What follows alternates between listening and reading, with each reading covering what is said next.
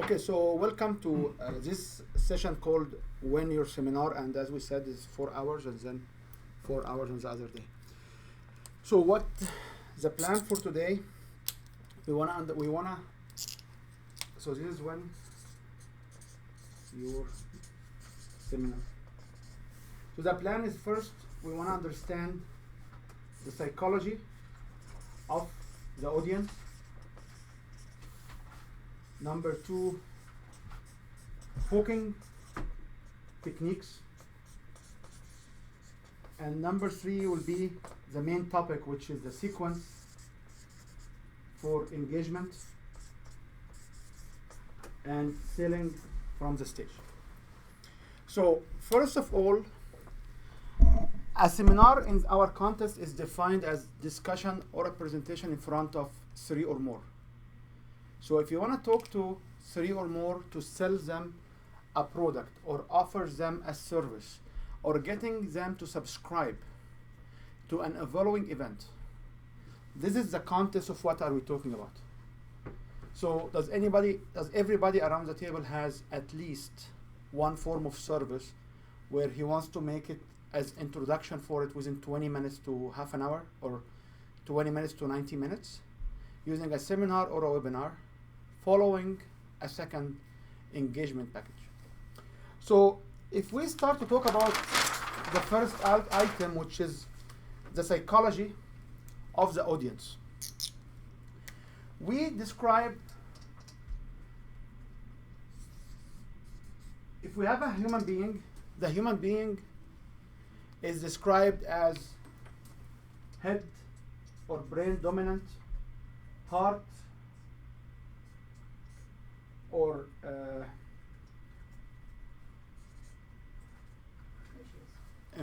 sorry?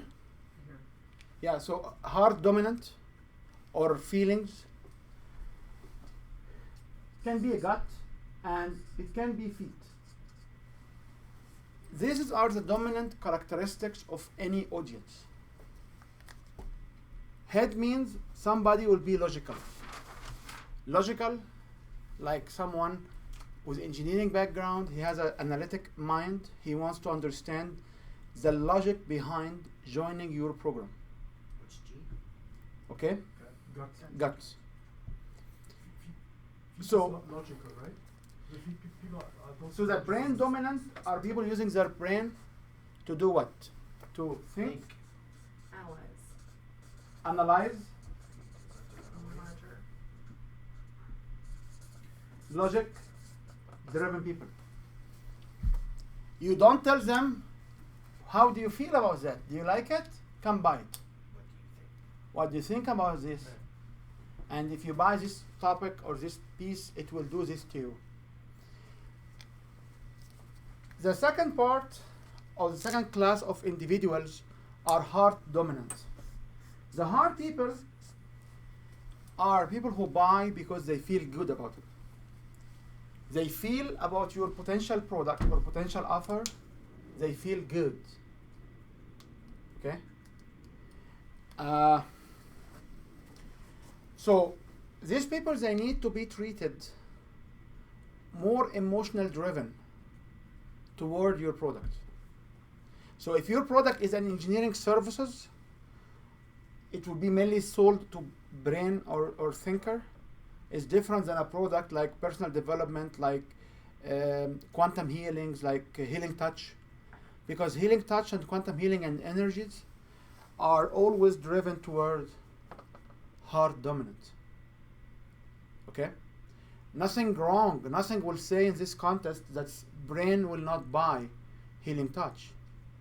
But I was telling you one time I was attending this seminar and the guy was talking to male dominant environment and he was explaining what quantum theory is because he was showing at the end law of attraction. So we start from quantum theory, start from the energy transformation to material and bodies and what could happen. And he ended up at the end of the day selling law of attraction packages. But he was talking to a male dominant group. Majority of them are thinkers. So when you have brain, when you have heart, you have to be careful. So in your presentation, or your seminar, you should incorporate post tactics for them.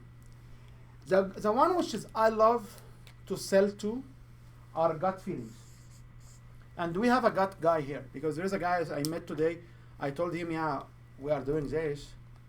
He said I would like to come see it. I didn't want to convince him how much value we can drive. So somebody will just tell him, okay, here's my service. Do you want to come? He say, oh, I'm coming. This is a gut-driven guy. He didn't think about it too much. He didn't need to feel good about it. He wants to check it out. He make a decision right away. So gut feelings are good people to find, but it's very rare. You'll be lucky if you can sell to a gut guy, because a gut guy will either buy or not buy. Okay? And the last component in this contest is feet. Feet, these are the doers. People who do things. People who wants to know the details, how can it be done? So a feet dominant will be somebody he wants to see step by step. He wants to see the steps. He wants to understand what does it take to be done. Okay? So the detailed steps will be for these feet. Detailed description will be for these feet. I always put the G out because we cannot sell to Gs, because we don't know they do exist. Each one, according to the studies which is I personally recommend as a reasonable amount of analysis on customers' behaviors, each one of us has at least two pieces dominant. Okay? It's very rare to find the brain and the heart together, but usually it's either brain and gut or brain and steps. But you try to observe in your presentation or your sequence of presentation which one you should be able to do. Now, we should start by identifying ourselves, because one more thing you have to understand. If you stand in front of the stage,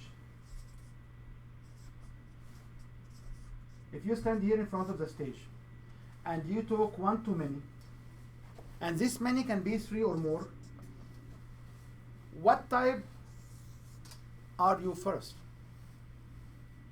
What type of dominant are you first? So if you know who's your type, you can easily resonate with somebody like you. But if you are even confused about your type, you cannot adopt, because your standard language will most likely reflect who you are. So if you are more of a heart dominant behavior, you will always about the feelings, you're always about how you feel, how you look. You can resonate very easy with somebody heart dominant. So if you are a heart dominant individual, talking to majority of them ladies and females, are majority of them heart dominant.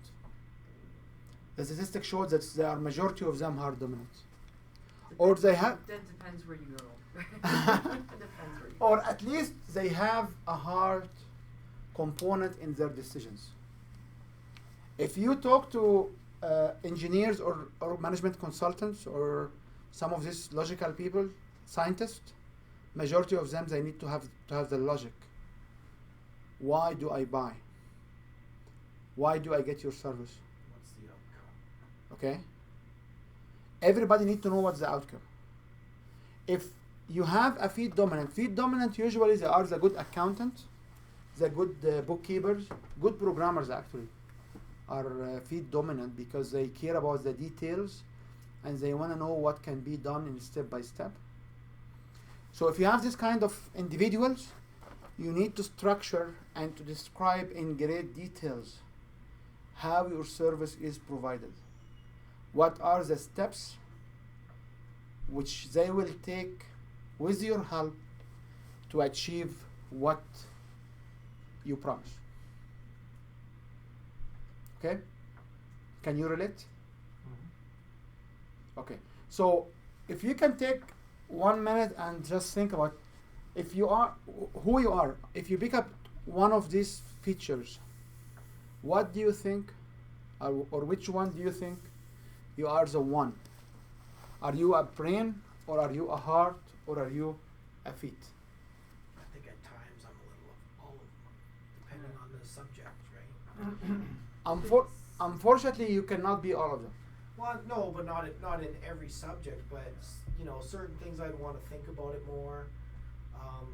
Certain things I would just feel my way into. Yeah, that's me. And then certain things I'll just like, yeah, give me that cheeseburger. And then you know, certain things you want to know the step by step. How the hell does it work? You know. So I don't know. I think there's certain products are going to have different components. Certain product can have different component for description, but all the Me products personally. all the product will have step by step. The point I want to drive is, if you can speak, like I know from whatever you said who you are. Okay. The question is, if somebody will intrigue you immediately, it intrigues you because it has a logic behind it, or you have a good feeling behind it, or you have a good feeling for it. Okay. You should be able to extract which dominant characteristics describe you, because you have to develop the other parts, or you have to pick up customers who don't have the other parts. So I know for like engineering and business, majority of them will be brain. The reason beauty businesses and health and wellness businesses are a struggle, because they don't back it up with logic. So a beauty business or a health and fitness wellness, most likely the one on the top of this business is a heart dominant. Most likely it's heart. Most likely somebody who feel good, he wants to feel good, he wants to make others to feel good. But they lack the logic, or they lack the steps to run the business. If you talk to bookkeepers or accountant, they would be interested into knowing the details. Give me the details. I want to know the details. Okay?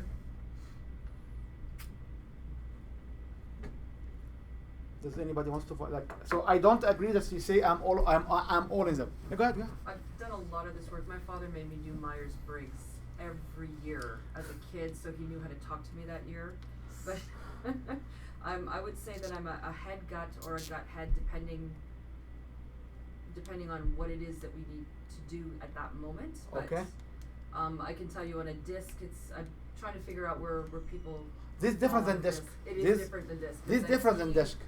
I see it's a disc is like 2 letters would sit on one and 2 letters would sit on another one. But it is interesting that it can be seen as 100%, and you can be 100% of one but still have 2% or 10% of some of the others. So where we have these models more dominant is in conflict resolutions. So if you have somebody in a conflict resolutions or law enforcement area, people will relay back to their original. So if you have someone really in a big fight and you want to get a mediation background, a mediation ground for them, and if you have somebody who's an engineer, so how do you feel about your wife, or how do you feel about your partners? He will look at you as, what are you asking for? But if you tell him, what do you think about them? Say, I would think 1, 2, 3, 4, 5, 6. You know, if you go to like a fitness, a health fitness, or a wellness, or a makeup specialist or artist, and you tell her, what do you think about this painting? She will look at you. What? She expects you to say, what do you feel? How do you like it? Not how do you think about it? Not does it make sense to you? Have you ever stand in front of an art thing, Excalibur, whatever, and say, does it make sense? No. Okay? So this is where these models are dominant. If you want to grab, which is one of the journey or one of the puzzles you have to solve if you try to do a seminar or a webinar, is how you hook somebody to you to feed him more information, so this guy will make a decision to send you his email or subscribe to your service or join your program. I am not talking about $70,000 program. I'm just talking about just being engaged and keep with you the journey to the next level. You need to start to talk with them at their areas of comfort zone, that these people do not have barriers and they don't take time to absorb what you are saying. And this is very important. We have to differentiate what we do here for seminar. It's a seminar within a sales chain or a sales process to convert interested individuals into buyer or customer of yours. This is not the kind of a seminar you want to educate anybody on it. The whole purpose of this seminar is what? To get engagement at the end of the seminar to your own problem. Okay? So you should be able to figure out, you can figure it out in so many ways. Observe if somebody asks a question, how you answer. So if you say, I think about that, I think he is bad. You know, I feel it's cold today.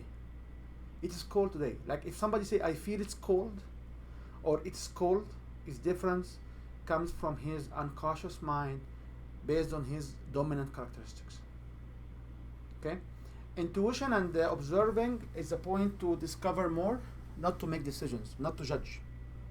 So if you ask your significant half or your partner or your kids or your family or whoever you live with a question, and you find she's all say, I feel we should do that. Like, do you want to go on Saturday for the jam, the truck jam? Okay, or the monster truck jam. If somebody will say, oh, daddy, I like it. I like to go. Or I think we should go. This is different statements made based on a background characteristics. Okay? Any questions? Can you relate? Now. Yeah, one question regarding gut. There's no special verbiage to get to the gut people, and the feed people are all about the details, but are they more on the logical side, or are they in between if you use the vocabulary? If they are feed dominant, yeah, they must be at least brain or heart. You have to discover what are they. Okay. I'm pretty sure they're probably heartbeat. Like that's probably what I would identify myself as. I need to know that I feel good about whatever it is that I'm aligning myself with, but then I immediately need to know how it works. What's the first step? What's the last step? What's everything in between? Yep. How do I get there? You know. So this will drive one observation. If you look at this particular sheet, and somebody will come and say, oh yeah, you know what? Don't worry about the slides. It's okay. People will not care about the color of the slides. You basically reject who? The thinker. The hard people. We go after the emotional Okay. attachment. The reason for me to deliver these courses without slides whatsoever, because you're supposed to make the same what I'm teaching you what I do. I'm supposed to give you a logical sequence of engagement that's at the end. I know this is a course, so you'll not sign up for anything, but I am doing it exactly what should be done. When you stand in front of people and present, you may not be assisted with any PowerPoint presentations. I know in webinar, when we talk about a little bit later on, you do need to have some kind of PowerPoint, but you should be able to stand in front of anybody for 20 minutes or 10 minutes or whatever numbers without presentations and give him a logical moving forward. So if somebody will tell you, don't worry about the colors, don't worry about the font size, don't make it harmonized. Oh, hey, it looks ugly. No, it's okay. It's okay. They will not give it enough attention. You diminish the value of the heart. When someone stands without a logical presentation, I went like in the last 2 years or so, we attended like 58 or maybe now more than 60 seminars and workshops. And there are so many, and these seminars, they have multiple speakers sometimes. And I was in a presentation where there is no logic whatsoever to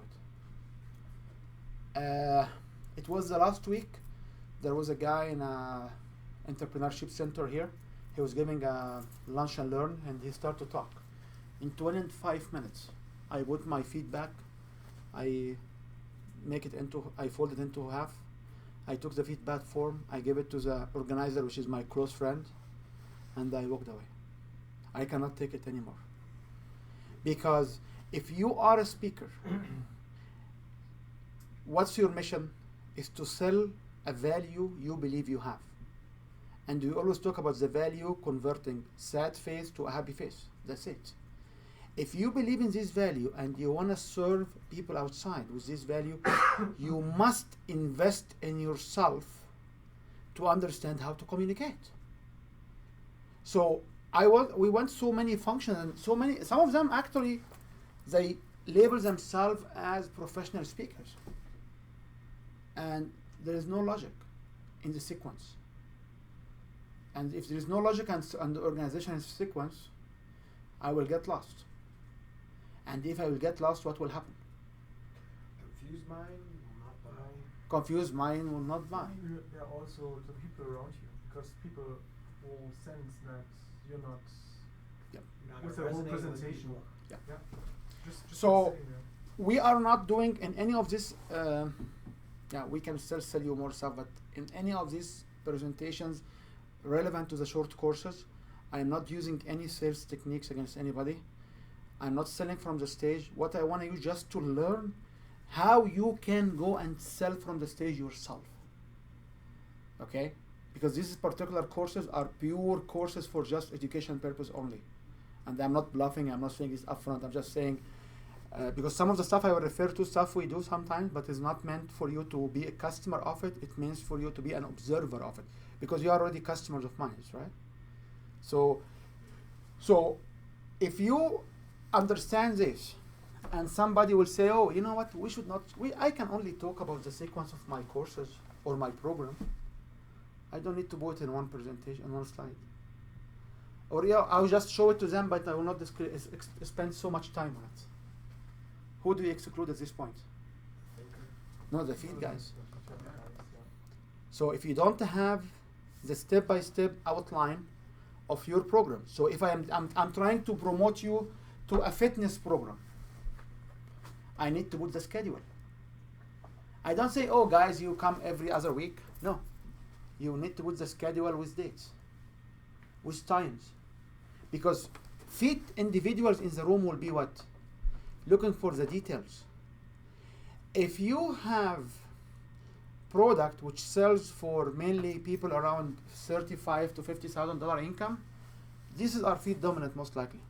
Receptionist will be a successful receptionist for 5 years or so will be a detail dominant. I don't want to group people and classify people, but I can tell you there are some jobs which I cannot do, like bookkeeping or accounting. I hate them. I'm so more competent to do it, but I hate them because I don't like to work in this particular level of details. Although I used to be a programmer 26 years ago, which means I had to more attention to details. So you can tell based on the background and the ideal client which class of clients you will have. Okay? So if your client are the writers or the horrors or the fiction authors, non-fiction author or fiction author? None. Non-fiction author. Which class will be? It would be a mix of logic, so head, heart, and gut. Because if the author would write this police kind of stories and mysteries, they always look for the clues, right? So the clues is what? Clues? Yeah, is brain, is logic. Because you see a clue, you get into another interpretation, you can tell. So this will be more like logic.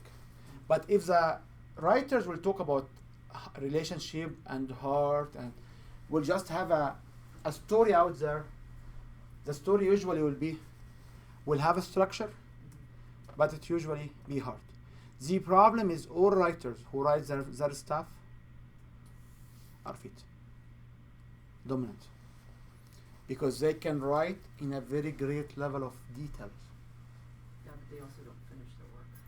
They don't finish the work for a different reason, to get distracted, but But usually, like scenarists and movie makers, not movie stars, movie makers, are more like details.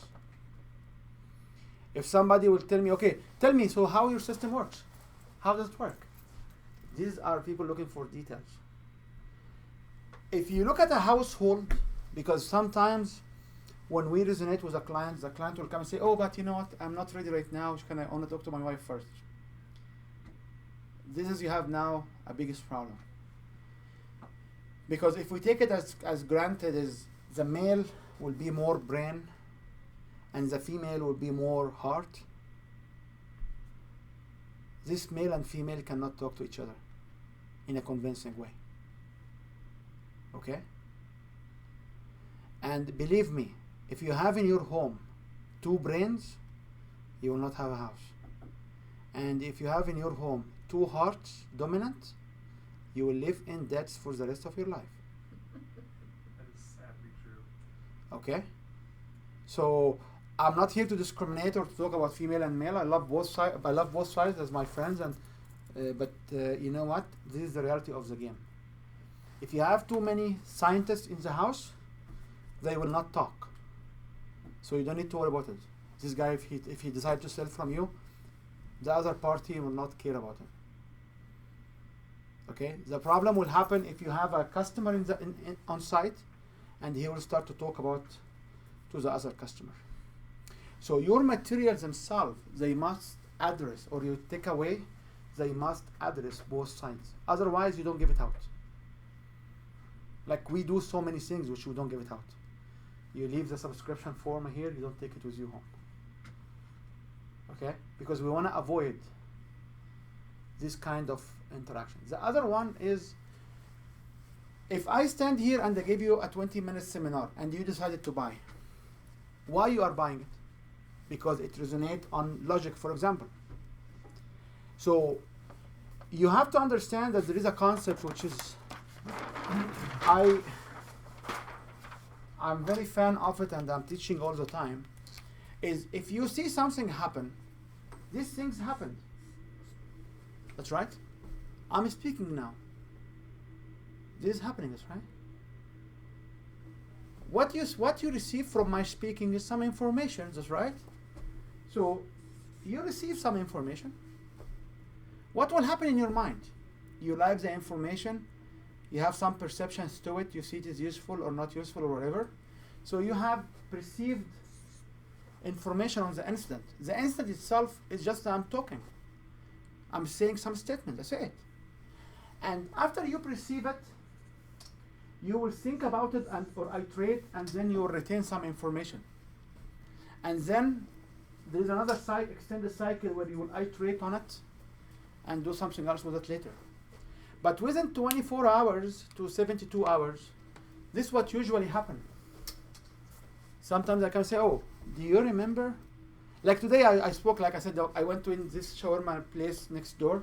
I had a shawarma. So I said, okay, I just had a shawarma. I could not believe that a shawarma should not be eaten before a classroom because I feel I want to sleep. I was just so tired. So somebody said, oh no, you know what? Yeah, I remember this store. It has a very good shawarma. If I ask this individual, what type of shawarma did you eat? He will not remember. What else did you have? With who? Most likely they will not remember. Most likely people received, and after they perceived the value, they retained an emotion tied to their experience. So what you have here is an emotional tie. You don't remember because for sure a shawarma you had like a week ago or a month ago is different than the shawarma you had today. That's right. It's not maybe the same ingredient, it's not the same mix, it's not the same mix of extra stuff on the top, that's right. So what you keep here is an emotional view of what happened here. That's it. What is the H and the I? H is something happened, right? H is what happened. Then what you receive. What you perceive, and then what you retain. And what you retain here, you go on iteration cycles. You know, when you go sleep, yeah, when people are having this emotional, yeah, you know what? He loves me. he got me this ice cream today. He was so care when the ice cream dropped on my shirt. He was so kind. Oh, you know what? And you keep iterating this over the weekend in your brain. Why you laugh? What you will retain is an emotional driven towards this guy. And on the other hand, if you have somebody and just he raises his hand against you, maybe he has a back pain, you don't know it. Oh, you know what? He was about to attack me. I'm scared, you know, he raised his hand. He's about to hit me. You know what? I'm concerned. Is this guy, is he a human? Does he have sense? Does he understand why he is so aggressive? All of this iteration you make during your sleep and your time, it will tie you to an emotional class or an emotional classification. Unfortunately, in seminars and whatever experience we have, we only deal after 1 week with the emotional experience. Say you'll never remember what somebody says, but you'll always remember how they made you feel. Yes, it's a very perfect, very true. You never remember what somebody says, you always remember what he feels. And that's why you don't need to speak too much. That's why you need to speak as few as possible. It doesn't matter. What's very interesting when we deal with individuals in different areas and somebody's trying to file a complaint or somebody's complaining. You know what the losers in any complaint will do? He will talk too much. He wants to tell all the details. Oh, this guy didn't. It's not like that, my friend. It's all goes with this chain. I don't care what happened. He was driving a red car. I don't care. Was the car nice? Did you see the car nice? Did you receive he was rich or poor? Did you perceive him as he can do it or not? Okay? So if you go through this logic, you can design your seminars and your material on these particular sequences. The emotional retain, this when you master it. And you remember, our approach to life is do it. We don't think about it too much. We have an idea, we get it to a specific level, which is our friend like, because we are not the clients of ours, which is something very important I'll talk about in a minute. And then you launch it. When you launch your offer, you produce what's happening. And then you have to record and observe how people receive it. And that's why if I want to have a personal feedback, because in seminars, rule number 1, no feedback forms. If you walk to a sales seminar and you find people making feedback forms, I will tell you later what's the problem with these forms. These are not professional people. Just reject. If you go to a seminar and people does not offer you an extension of service or how to access them for more details, they are doing you a disservice, and I will explain it later. But if I want to get the feedback on this course, what I will do, or this lecture, what I will do, before you leave the door, you will find me always asking, oh, so what do you think about this? What do you feel about it? Because I'm trying to catch somewhere between the received and the perceived. When you will drive to your home or wherever you are going next with your car, in your car, and you will think about what you received, you will say, oh yeah, this might be a good program, this might not be a good program, why I'm here, why I'm not here. And you'll be in the perceived stage. And then when you come back after some time, within 72 hours, so if this is a sequence where the decision making should be done,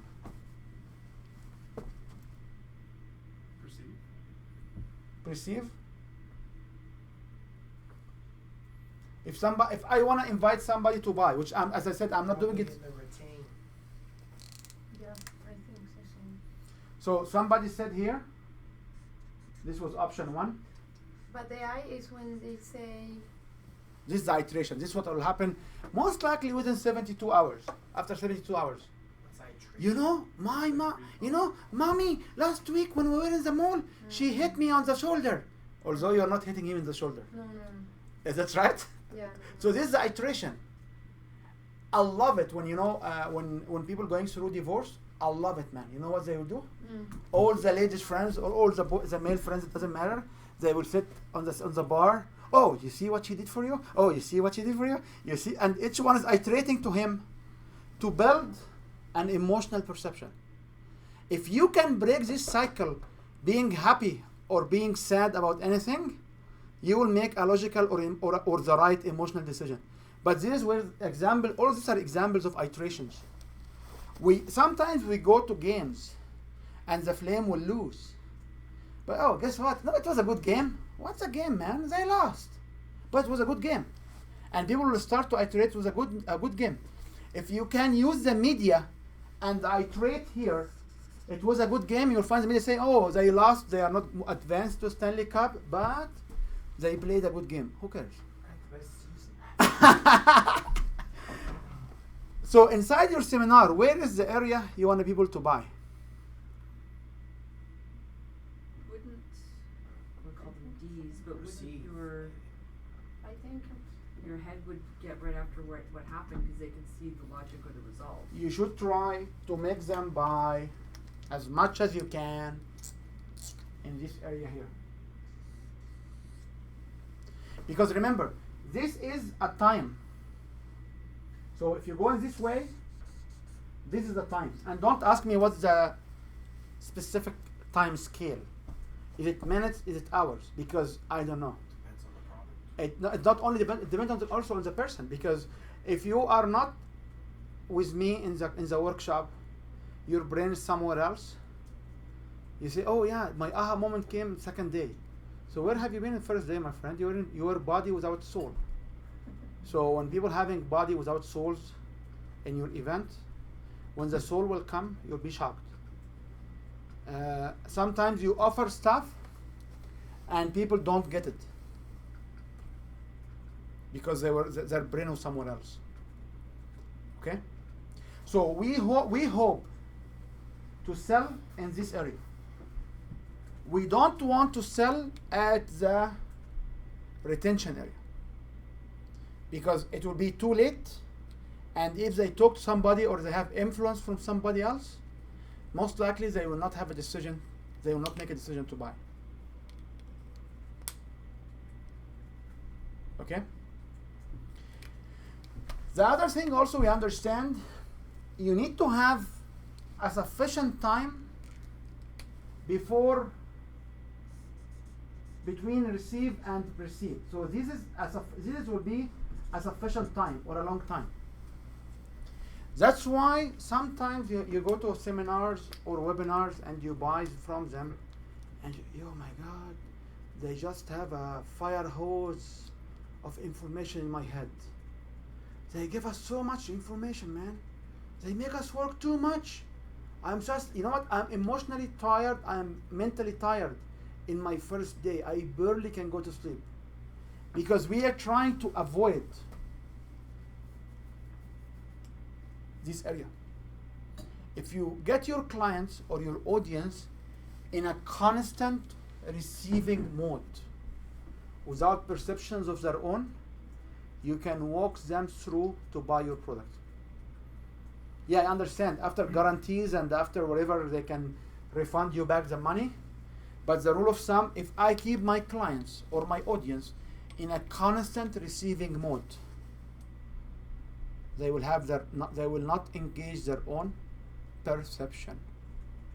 So whose perception they adopt? The one you present. Is the speaker, is the presenter. So these tactics, with all the respect to your own personal integrity and personal source and whatever, these are the tactics which have been used and it should be used to be able to sell your client. That's why I don't work with anybody does not have a value or a message to change the world from sad face to happy face.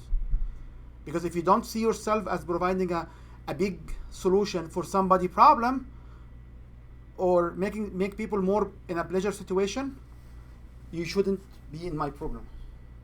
Because this is the tactic which we can talk about and how we can make it. So when you go to these different programs offered in town here and you say there's too much, they offer you too much information, it's not because they are more knowledgeable or they like you, it's they wanna get you from this received to perceived. Everything happen in the seminars must be to control these two. You don't care what people retain. Because if people will subscribe to your program within these two areas, nobody's talking outside about he subscribed to a bad program. That's right. So if you get someone to subscribe to your program, he will be your best program ambassador, and nobody will come and say, oh, you know what? The speaker was bad, but I signed for the program anyway because the program was bad. Nobody's saying such things, right? So if you can control the purchase decision between what's happening in the seminar and what they are receiving, you most likely achieve more sign up for your program, or more emails, or more whatever you are selling or you are sharing that. Okay? Any questions? Straightforward? Okay. So,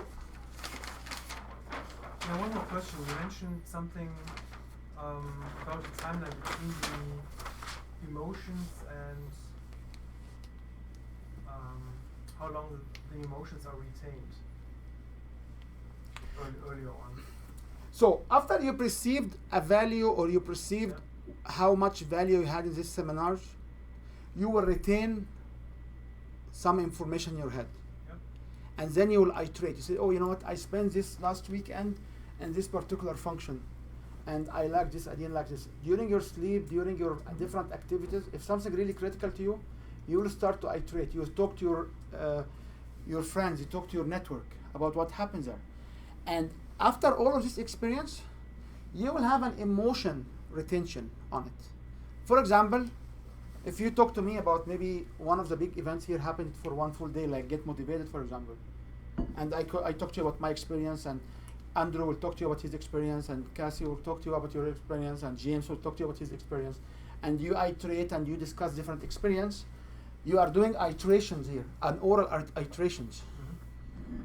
And at the end, what's your experience? Can you explain your experience? You say, oh, you know what? I really didn't like much, but you know, Andrew liked it. I really like it, but you know, Andrew felt this particular speaker was not good. So will you sign for it? Maybe no, because Andrew told you the speaker is not good, and you trust Andrew. That's right. Or why you kept Andrew experience in your brain? Because you feel he's a valid guy, or reasonable in this area, or you respect him in this area. So you accept he will override your own decisions. And remember, I have degrees in electrical engineering, computer engineering. I'm not a psychologist, right?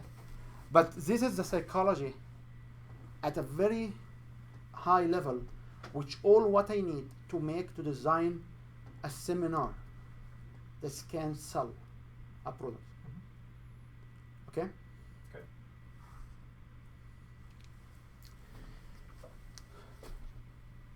Any questions? Any more questions? Okay. So this is in brief the psychology of the audience. After psychology of the audience, we need to understand that our first mission, or what we understand, is we have a program which will take a sad face and make it a happy face. This is what I am selling here. And we understand that this can be one of three things. It can be money-making techniques. It can be a better person. Or it has to do with date and the relationship. I launched one niche, how to get your ex back. And you'll be surprised how much people subscribe to such a niche. And if you tell people, I have a material on how to get your ex back, you know what they will say? Forget about it, don't think about it. There's actually a specific individual who gave me this response in person, and she didn't know that she subscribed to my program. So people always like, but this is the three areas where people can buy services. So if you do quantum healings, if you do fitness, if you do stuff on a personal level, it will be you have a better personality. If you help people doing coaching or writing books or writing seminars or the same program as we run here, we help people to make more money. We promise people to make more money. If you have a program not in the 3 categories, please don't sell it because it wouldn't sell. Nobody will pay money for anything outside these 3 ones. Everybody comes to town, they teach you how to be an investor, how to sell more products, how to sell stocks, the Bitcoin, whatever Kirat Bar, whatever MLM network system is. It shows you how to make money. Okay? Anybody comes on the blockage, the sabotage, the being a hero, being a remarkable man, whatever it is how to be a better person. And there are actually, later on we can discuss, there are actually price tags, maximum and minimum, attached to each one of these programs. Yes, what? I'm just wondering where entertainment would fit in there, because people spend for entertainment. People spend for entertainment. So where entertainment will be there? Entertainment is not there because people do not spend money for entertainment. People spend less than $200 on movie and TV a month. Not gaming. Okay? So entertainment is not. Gaming is about making money. Anybody buying the lottery, why they are buying it? No, not that kind of Like video games. like Xbox 360. That outsells a movie ticket any day That's a relationship thing. with my computer. Hmm? With my computer. Well, We are not- those people you're gaming. Remember, these classes are for info Mm-hmm. because you will buy for your safety. You'll buy a safety camera system for your home. Right. So this is related to information products. Information.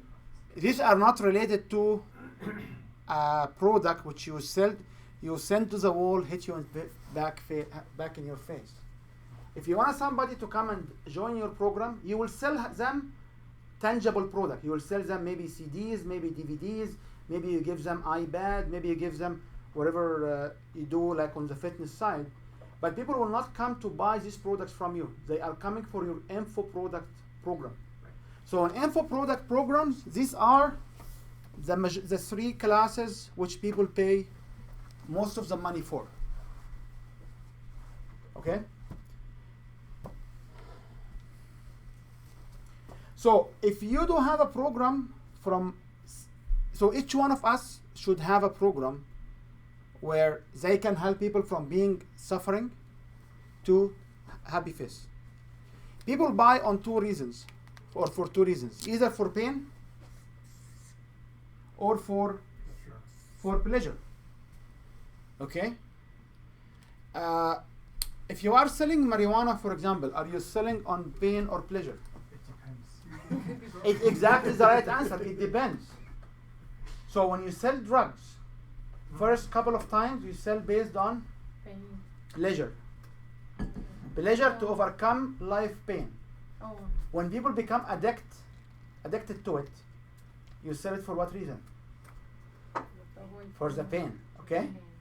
So you have to understand that I always get this. We don't sell drugs here, and I don't think we would like to sell drugs here, but I want to say this because it's always good to sell on pain because there is an urgency for people to buy. But people can perceive it in a different ways. And the reason for them to buy your product may change over the time.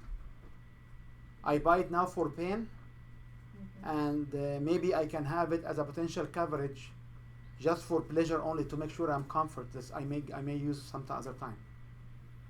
So this is our alternative. Usually we love people when they buy on pain. But why? Because they have more scarcity. They can act quicker, faster.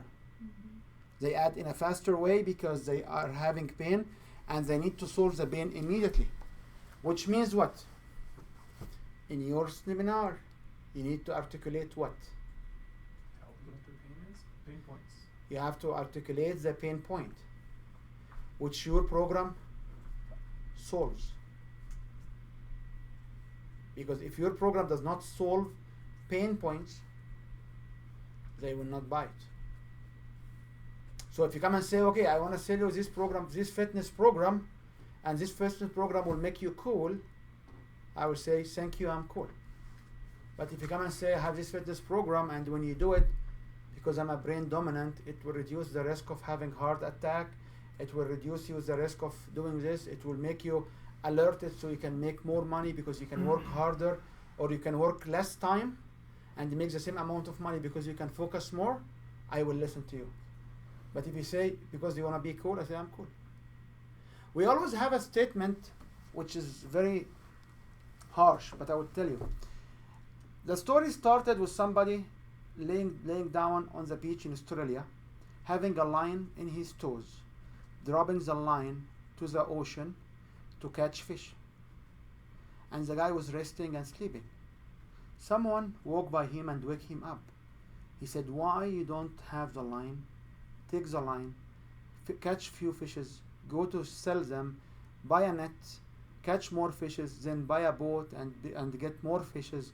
And the guy looked at him and said, then what? He said, then you be rich, you buy an island, you build on it a house, you sleep in the house and rest and relax. The guy looked at him and said, I was sleeping, resting and relaxing. Why did you wake me up? Why did you wake me up? I always remember this, because if people are feeling comfort and they see the comfort zone in their current status or current situation, they will laugh and make jokes of you if you try to push them elsewhere. You need to establish first the pain. You need to establish first the pain point. If you cannot articulate to somebody how within 6 months, a year, whatever number your program is, can solve their pain, you are not in the right business. So you have to be able to articulate the pain point. Any program people buy for it money, for pain point solutions. Okay? Now, we've always been asked this question. Okay, so but you know what? My program has to do with, like, let's pick up an example, like SEO. Okay?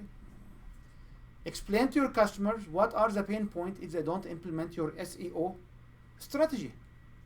No traffic. What do you mean of traffic?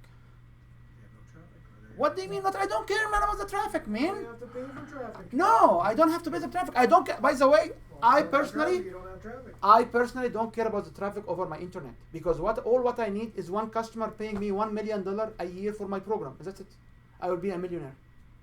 I don't care about the traffic. So the statement, your SEO, you don't have traffic, I don't care. But if you come and say, I will help you getting more customers, they can buy from you by giving you more traffic to your website or whatever it is, using the SEO optimizations, I will listen. I always tell my personal story. I had individuals approaching me to SEO my life for 6 months. And I said, what is this SEO about? So I read about it, I implement my own understanding of it on my own personal website. I launched it in August 6th, I think. On August 21st or whatever, I wrote an article, I am the brand, on Google, because I dominated the whole Google, which is crazy. I don't tell you to do the same. But nobody was able to articulate. People will assume that I will link the information. Remember, if you assume that I will link the information, where will you drive me? Between R and P. Here. Right there. So if Andrew will come to me and say, I will do for you a very fantastic portfolio online. Okay, Andrew, why? Because you look good. Thank you, my friend. You are now driving me, Andrew, to look at how I perceive what you are giving me. I would rather any customers goes around, he needs to be buying as the receiving end, not as the perceiving end. When you go to Walmart, and try this with your kids. I do the same all the time with my kids. We go around, I'm the only maybe father who takes the kids on a regular basis to the toy section. And each one is allowed to retain as many as they can select from e-toys. Because once they have the toy, they like it, they hold it, they walk around with it. We take a photo of the toy to show it to mommy. And then we put the toy back, and they look at the toy, they send it to their mom, and they go around, and they get hooked to the next toy, and the third toy. And I had kids, cousins, and nephews and nieces, like 7 of them at a certain point. All of them are in Walmart toy section. None of them bought any toy. And all of them, they will call me back to go again with me to the toy section. Because what I do is I get them along all the cycle, and the minute they perceive they want to buy this toy, we take the photo, we leave it, and we walk around the store. Do the same. If you really find a very good thing you want to buy from like any store like Gucci or whatever, pick it up, look at it, take a photo of it, put it back, and walk around and think about it. And tell me how often you will go buy the same thing.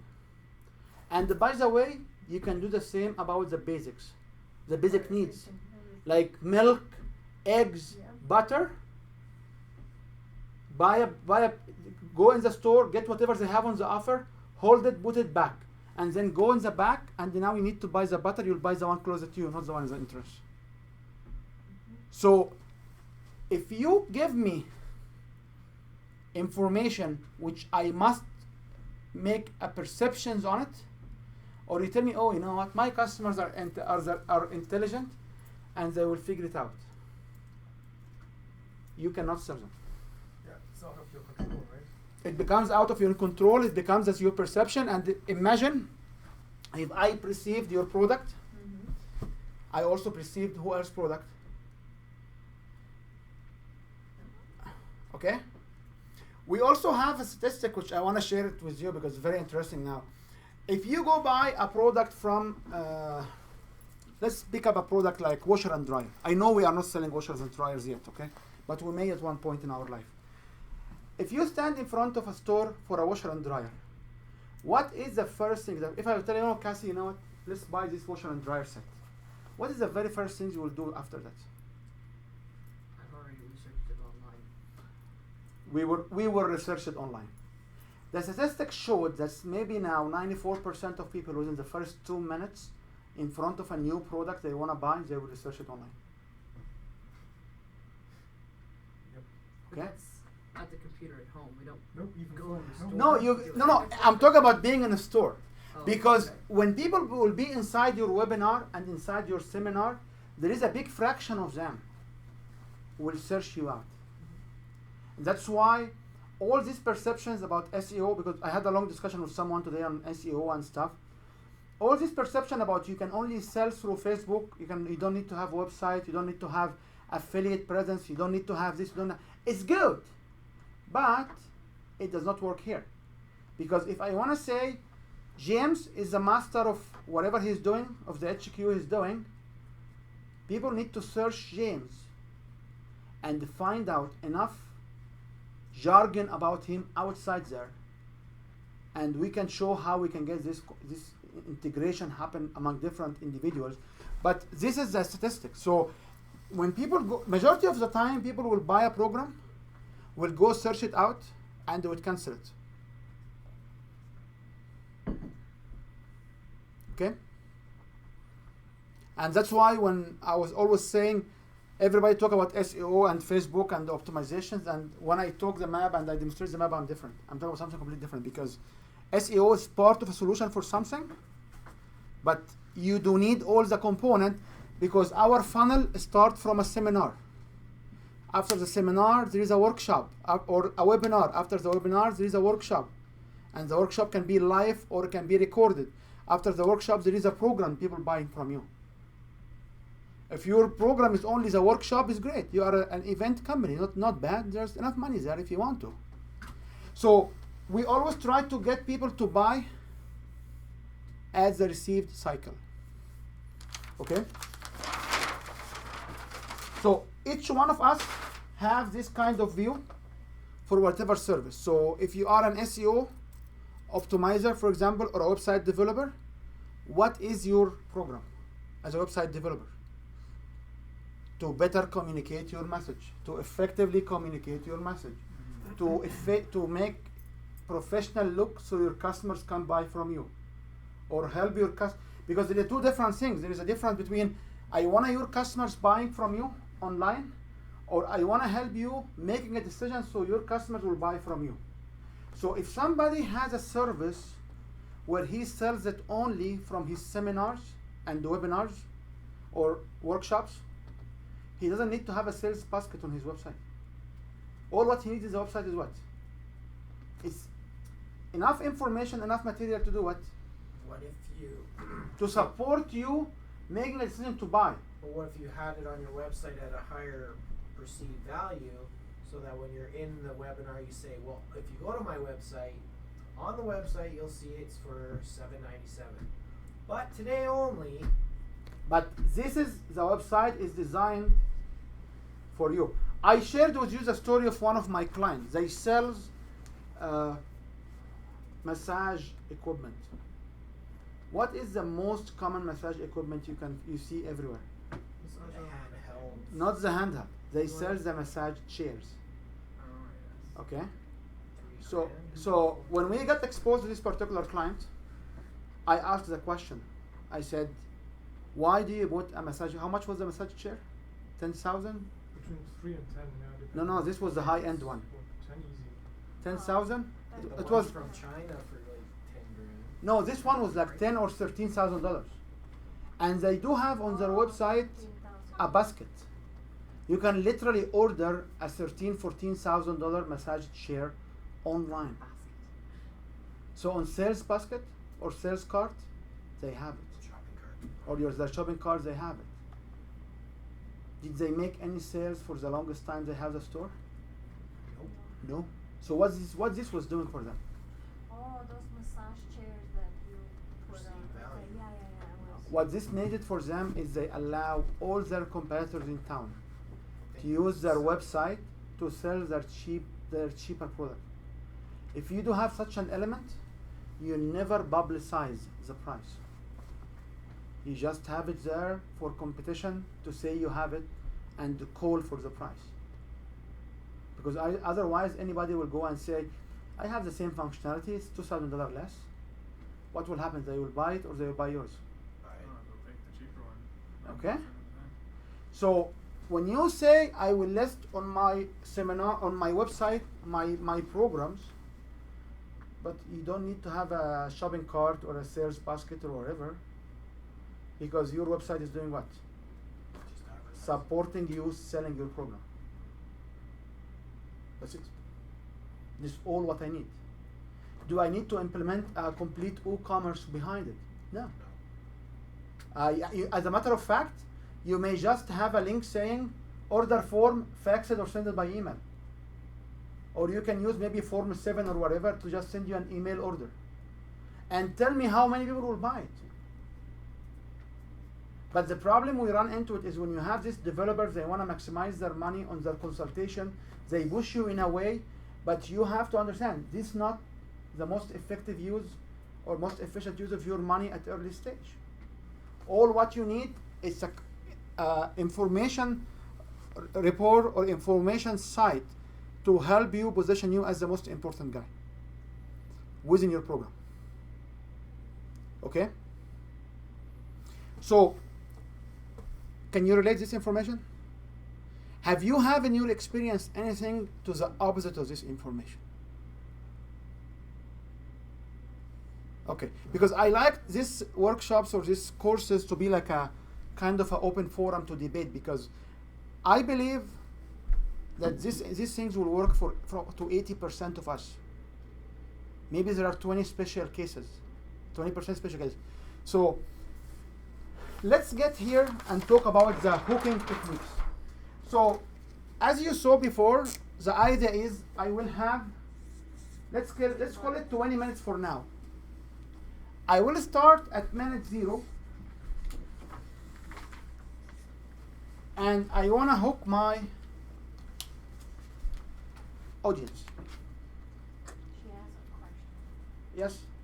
Oh, well, we're already in the next section. There is one comment. Sure. Since you were looking for comments, just because I used to build websites for such a long time, people are looking for reasons not to hire you when they're looking you up.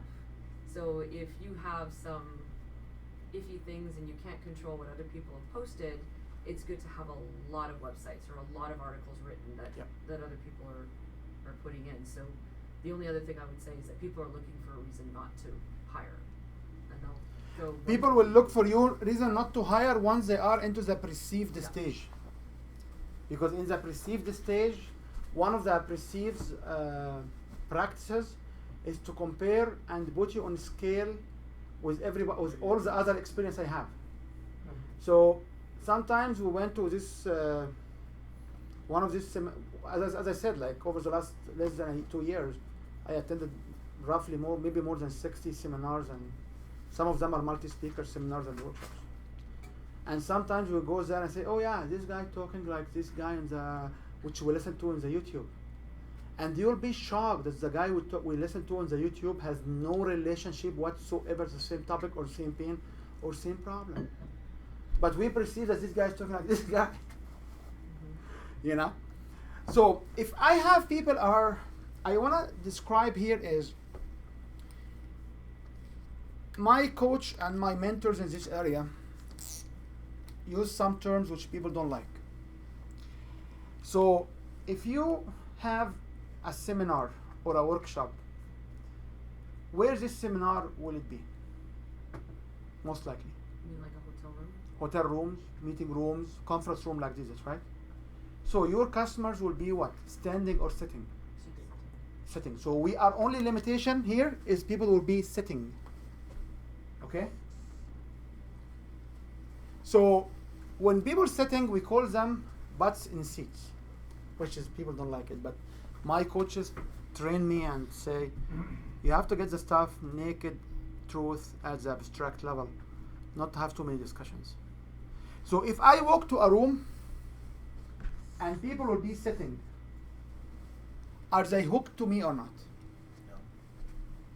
Yes or no? Are you sure? I think they are. No, I think they are because they're seated. We are time zero. If you feel good about zero, but you are time zero if you can think about this, we are in time zero. And you walk in the stage or you walk inside the room and your crowd is sitting there. Are they hooked or not? Did they come for you? Yeah, they come for you because they come for your seminar. I guess it depends. If you're speaking, you could be the next person on the roster. They didn't come for you, they came for an event, but the credibility of the event has been passed over to you. The question is much similar than this. Okay. I have people sitting in a room, 3 or more, maybe in a theater setting, in a table, round table like here, conference room, whatever. And they came for you. And I came in, I just walk in and I stop and I stand in front of people. Are they hooked to me or not? Yeah, because Yes. they came. What's the definition of hooking? Do they have your attention? I have their whole attention. Okay? So one of the techniques to push the hooking or the attention to the next level, I will explain it, but I want to review this. If you have people sitting in a room and you walk inside the room, people will have their eyes on you and they are actually hooked and waiting to listen to you. You don't let this moment go. I repeat myself again. You don't let this moment go. Okay? So, at time zero, people are hooked. If you want to make them wondering, what you do? You stand there quietly and you start to make an eye contact to some of them, to all of them. If you want to do it, some of them, if you have like round tables around you, you cannot stand there for making an eye contact for everybody, because if you have like 100 people in the room, it's ridiculous. But you pick up few individuals and you stand and make sure you look in at least 3 different locations, and you don't talk for 10-15 seconds to transfer them from hooked to wonders.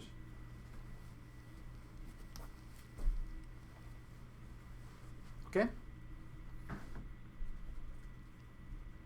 So this is one technique which is always being used whenever you want to grab the attention. So in the middle of your presentation, sometimes keep quiet. So you will find everybody will stop writing and looking at me.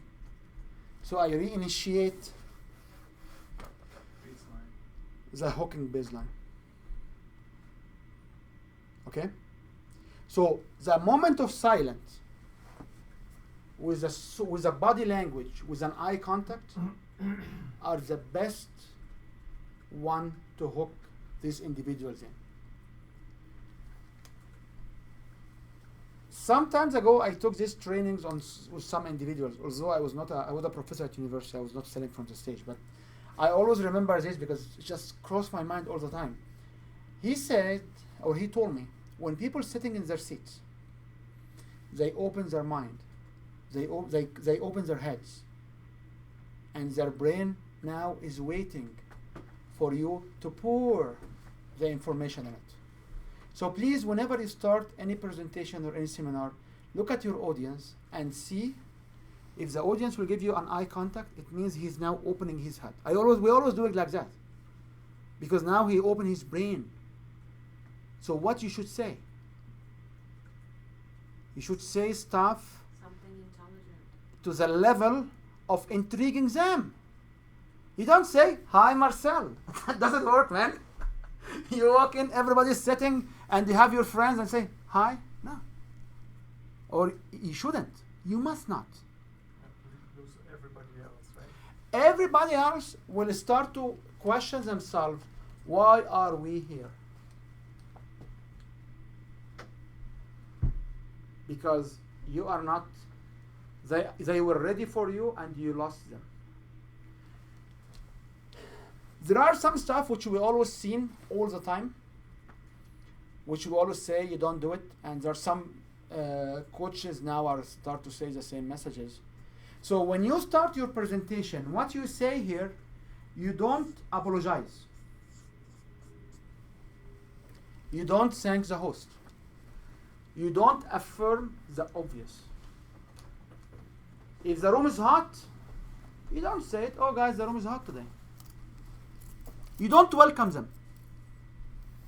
You don't welcome them. Why? Because welcoming them is what? But already somebody welcomed them. Maybe somebody, when they do the introduction, they welcome them. Exactly. But you don't welcome them. That's why in the full format, you should have somebody to introduce you. Or if you don't afford somebody, you can have a small video or just an image on a projector saying, "Welcome to the event." Okay? These people are here for you to engage them in a journey. So they received your information, sign up to your program without any perception. Because guess what? And I will say it one time in my life. Majority of the people will not need your service because they are alive, living happy after without your service. That's right. If somebody will come and say, "Oh, I have the program today, or I can have it next month," does it make a difference? This is the reality, guys. There is only very few individuals who feel the urgency and they want to change, really change, and they are willing to jump on your boat. And this small percentage does not pay the bills. So we have to be real as well, right? We said, like, here we are not selling you anything. We just talk about the reality. So if I come here and I be on the stage, I'm in a seminar, and I will stand. You say, "Oh, if it's multi-event, say, "Oh, let's thank the host so they get us back." You don't thank the host. You don't affirm the obvious. You don't welcome the audience. And you don't apologize. Why is everybody doing exactly what you just said they actually do it? If they do it, they don't have conversion rate to any of their sales. The stuff I'm saying, when we tried it out on a large crowd, we got as up as 90% subscriptions. Like for instance, all the network marketing. Because network marketing, are not for selling. They don't equip you from selling from the stage. And network marketing are network marketing, Toastmasters, and professional speaker associations. These are not the areas where people can sell from the stage. The master of the network marketer, the guy who comes from out of town to talk to recruit all them, or the one in Vegas, they will not do the same. They will not apologize. They will not say, "Oh, it's too crowded." "Oh, I feel the hot because there's so many body clothes." They will not say that. Take whatever I say and go around and see. Yeah, no, I believe you. I mean, I Okay. know. But it's like, just as a contrast, you know Yeah, what I mean? Like, this is what we've been... I can tell you one has thing. been- I can tell you one thing. I'm not sure we'll reach this today or maybe next session when we talk about how you seed your offer and when you exactly make an offer. We went to so many events. One of them went to an event last weekend. And the speaker did not sell from the stage. All what she did, she gave people surveys and they will call them up to make one-on-one presentation, one-on-one introduction, because she does not work with everybody. She has to make sure their needs are met. This is not a speaker who sells from the stage. This is called enrollment. If you want to enroll 1 or 2 or 3 clients, you do it in this way. But if you want to stand and offer a program over a webinar or a seminar where you have 20 to 30% of your audience subscribe to the next step, this is called selling from the stage. Nobody's teaching it. Yeah. Hundreds of thousands of dollars you can pay to get what we And got. they're saying that that's what they're doing, that they're teaching you how to do it. And then they apologize all over, they strip over themselves, they thank everybody else. I mean, I don't know if you guys had the same kind of a, right? This is in the smaller That's one. what they There are do. 2 styles of speaking, and I absolutely agree with you because the I people agree who with sell him from too, stage yeah. don't do well at speaker services. Right? Yeah, that's what So, I'm saying. and that's why what I'm telling you, Yeah, like I agree. I- I agree with what you're saying. my background, I was a professor for 20 some years in 4 universities, full professor in 4 universities worldwide. And when I stand and when I decide to make a life change in my life, I went to so many of these seminars and I stand there, I said, you know what, I cannot do like this guy. What do you mean? And when I got, after 10 presentations or so, it got into me. I said, you know what, I would like to carry the message. Because if I have a system which helps you to be a better information product salesman, sell your mission, sell your journey, sell the value to people and expand your reach, this is a mission. So I start to get into more and more of this stuff and that's like, what is here, what is there? There are literally 4 or 5 formats only which works. But also remember, we have been in situations where we have been seeing on the stage, there are people who speaks from their heart without any structure. And they sell a lot. But she is 84 years old. So these are the exceptions.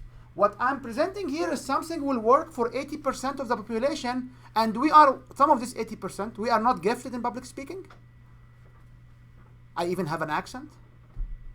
But it works for 80% of the time that you can sell 20 to 30% or more. I reached a certain stage, 90% sign up. And if you ask me who are the 10%, I will tell you the 10% used to be the people who came in to evaluate me. So they are my friends. So I literally sold everybody, not my friend, in this particular instance. So this is what you should do. You should try to understand. People are hooked for you. People open their brain and they're waiting ready for you. So when you say an event will start at 5:30, you start 5:30. Because if you are late, what will happen? If you are late, Negative. you start to lose them. You can be late for like 30 seconds, minute, but not 5 minutes. When people walk into your seminar, you must not be in the room. You must not be chit-chatting with somebody. Because if you position yourself away from them, they will be well away from you. They will not take the steps to be close to you. And that's why in almost all introduction nights, we don't see the speakers till we walk in the room. The one which when we see the speakers, hanging around at the registration desk? Do you think there's a big subscription rate there? No. No. Because if you are the speaker and you are the one with the knowledge, you should be seen as God coming from up there to be at my level so I can buy from you. So many of us will go and so try to help our friends, which is I always encourage. So if anyone has a seminar, there will be some volunteering. We'll talk about it next time, the structure and how many. And we always say you don't get your spouse or your kids to volunteer only. You get so many other friends professionally. You can augment them with one or two. Because people need to understand you are in a professional business, not in a family hobby. Especially, I know majority of us wants to start from zero, literally $0, right? So if we want to start from $0, we don't have too much money to get professional people. So that's why when we have our mastermind groups and working groups, all of us are in the same boat and we are willing to volunteer for others, right? I volunteer for you today, you volunteer for me tomorrow, and things will move forward. So whenever you have a chance, you should not be outside welcoming the people. I saw speakers, they stand there and they shake hands, everybody coming. And they chit chat with each one of them. You do this after the seminar, not before. Not before. It's always dangerous if you make an eye contact that you focus on one. You need to focus, you need to keep your eye rolling towards each one of them will feel he's important, he got enough attention from you. And you don't do one, and when you finish the statement, you go to the other one.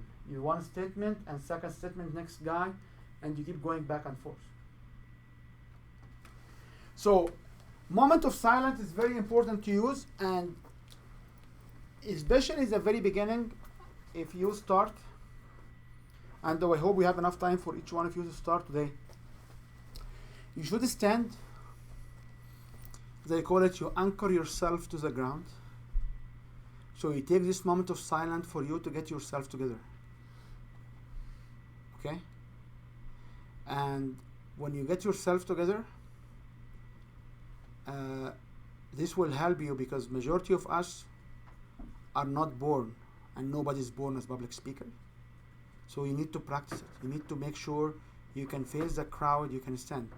My very first speech in Orlando, I was booked as a keynote speaker, and I think I had like thousands of people in the room. I didn't know. They told me, you are expert in this area, come and give a keynote speech. I said, okay. They said, do you need a podium? I said, no, I wouldn't need a podium. I had a microphone. It was in this resort in Florida, and I had, I think, close to 3,000 people. Very first time. I stand there, man. I was shaking. Actually, I was walking around to try to cool myself down and to start to speak. Usually when we start, we recommend to have meditation. Because if you meditate a little bit, you can put your thing together. There are two types of speakers. I am one type of them. I'm the type of speaker who doesn't follow a specific script. I follow a specific trail of thoughts and key points. And I augment whatever phrases I want to use with this speech, with this particular ones. There are some other speakers, or they teach them in Toastmaster, which is not right, because we speak from our heart. They teach them to talk a specific script, even the pause, even the comma, even the semicolon. What? Have you ever heard the semicolon in public speaking? They said, yes, you stop for a little bit longer. Okay. No. If you engage your audience, you will be like mommy and daddy for them, hugging them. Did anybody teach mommy how to hug us? No. When you speak from your heart, you connect better. Don't mind the English grammar. Don't mind the pronunciation if your English is not your first language. You will get there. Just speak slowly. Just change your tone with different things. The speaker I was telling you, like I left after 25 minutes, he said stand on the stage, he has the same tone. Monotone, without a structure. lots and lots of details. I got lost in the details. Like this guy was talking about what's his why, and he was telling when he was there, and when he was there, and when he was there. All of them are pinpoints. Okay, then what? Like, then what? No tone change. I got sick. 25 minutes, I got sick. So, people are hooked with you on a moment of silence in the very beginning. People will be hooked with you after 20 minutes or whenever you have a break, when they come back to sit again. People can be hooked because of activities. What is the simplest activity you do in a presentation? Stand up. There is much simpler than stand up. Share with their partner. There is much simpler activities than sharing with your partner. Something very simple. High five. There is another simpler activity than high five. Breathing. Breathing. There's something similar, much easier than than breathing. Asking a question, can you relate? Or do you agree? And you keep talking. Because when I say, do you agree? You don't even continue your breathing. I keep going. Okay? So, usually when you ask a question for affirmation or confirmation, you can ask it in two ways. Do you agree, guys? And you keep talking. Don't give them a chance. Or you can say, agree or agree. Do it or do it. So these are the two techniques you can use to get affirmations that they have the same suffering point, the same pain point. Yes or yes. Yes or yes. Yeah, yes or yes. Agree or agree. Do you relate? Do you relate? And you move on. You don't wait for an answer. Because if one will say, no, I don't, what will happen? The whole room will be in a rejection mode. And that's why when you have a speaker who is asking questions from the stage, like, why are you not signing up for my program? This is not a professional speaker. And we attended one presentation like that together. That's right. So, and this speaker has in his room more than 100 people on Canada Day celebration, and we had about more than 100 people.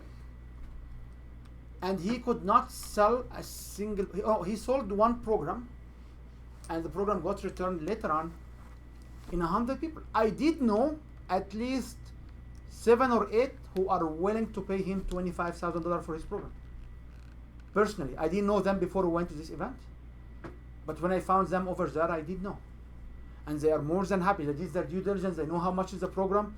They want to be in this program, and these people did not buy, because the whole program was lousy. And guess what this program was about? How to become a speaker.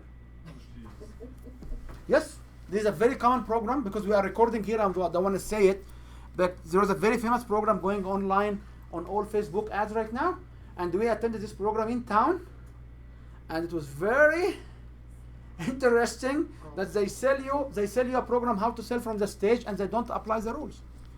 And there is a difference between selling from the stage and the one-on-one enrollment.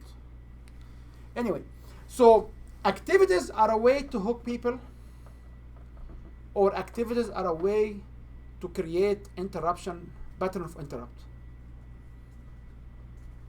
Okay?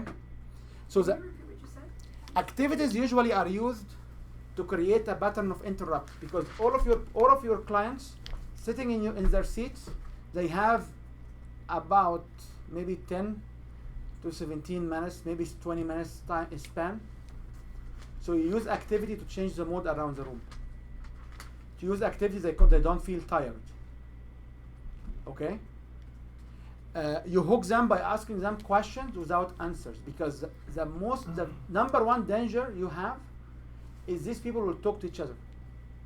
That's why majority of the time we paid inside our big seminars influencers who are your friends, who will get most likely commission from selling your program, and they will be inside this crowd for what reason? When people talk to each other, they try to convince them the program is good. So this is called painting seminars. All the time in Vegas, all the time in Florida. It happens all the time. We didn't see many of them in Canada yet. So your clients are waiting here for you to listen your story, your strengths. So what you should say? What should you say? This is the first thing you say? Yep, we are at minute 0. You understand now the hooking techniques? By the way, high five is very dangerous. If you are not the style of that dynamic style, don't do it. Because we do know individuals, we don't want to say their name, but we know individuals when they say, oh, each one give each one high five, it's so superficial. It feels forced. Yeah, it feels like the speaker himself is not into it. I always say, can you relate? Sharing among the crowd is very dangerous. Because if somebody shares the wrong stuff, so sharing among each other, it's advanced techniques when we get when we get hold and we try the simple stuff first.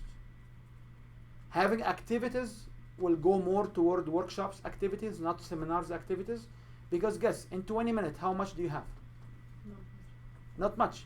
But if your program includes activities, like if your program includes simple routine or simple exercise, I will show you that you do need to put 1 or 2 steps of your program inside their sequence.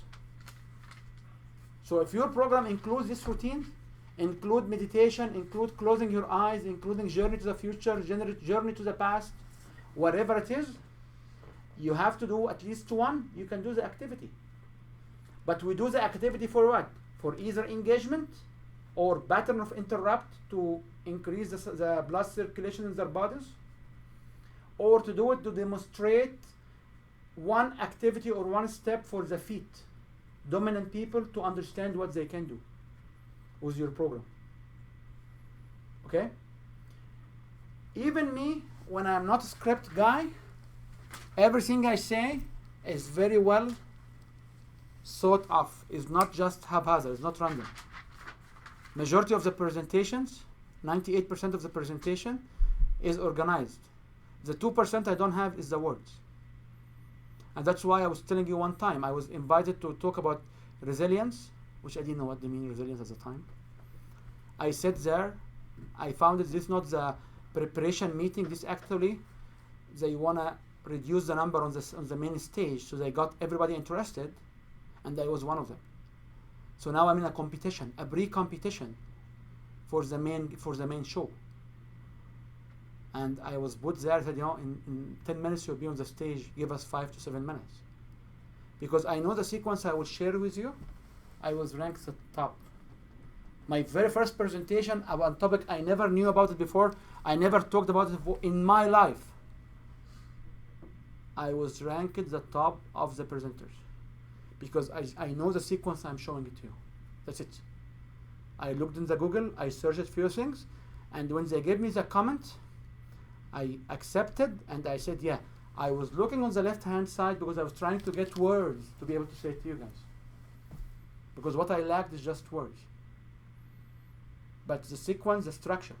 And this particular competition, we had so many individuals from Toastmaster who was telling stories. No structure. So when you have no structure, what you will do? You will lose the audience. So we will start with the activity, and we start with this timeline. So for the next 5-6 hours, whatever ends in the course, is all about this timeline. That's it. If we can master this timeline with 1 topic, and each one of you has a program, and I have here colors, and I have here papers. So please make sure you have papers, and make sure you follow what I will say on your own field or your own program, because you will come here and practice this part among all of us. Okay? So here's a paper, whoever will take it, and anybody watching the video, they should have a paper, and because you need to write and understand what's going on. So what is the very first things you will say in this program? highlighting the pain point with for the statistics. So the very first statement in a program, in a seminar or a webinar will be hook statement. So this is at time 0. What is an example of a hook statement? Wow statement. A statement which will position you as the expert of your field. Statistics are the safest one. So each one of you should write down a statistics statement relevant to your own program, which will be wow statistics. So this will be a wow hook statement. Majority of the time the statistic will start with what? Something like 90 plus. Do you know? Oh. Did you know? Do you know? So the statistics, do you know? Or did you know? No, do you know? It has to be current, not did you know. Do you know? Because Or do you know? Okay. do you know that majority of the time is 97% or 94% of your ideal client suffers or lose or whatever? Describe your pain. Okay?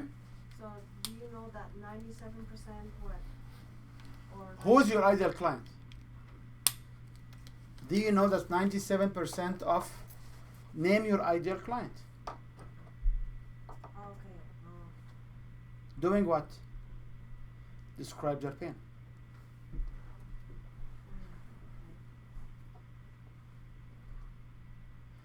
Do you know that 95% of Canadians are making less than $84,000 a year? According to Statistics Canada 2012.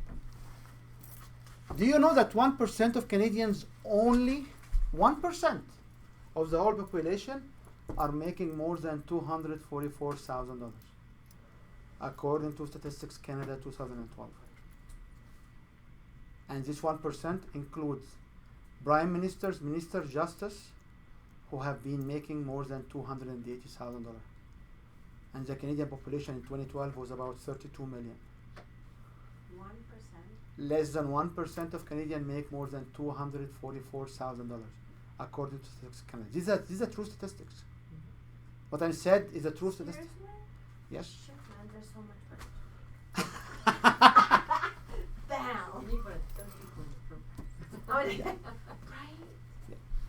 Like, do you know that the average household in Canada is about $35,000 or less of income? So if somebody's trying to sell in Canada, we have to question his interest, because you might not be able to sell a $20,000 program in Canada. No. That's why people don't go to all cities. People comes to Calgary, Vancouver, Toronto. They maybe go to Montreal, but they don't go to Halifax for a reason. So you should pick up some of these statistics. So based on your program, right now you need to complete this sentence.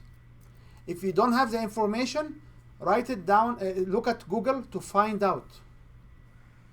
So if you do fitness, you may look for obesity. You may look for early death.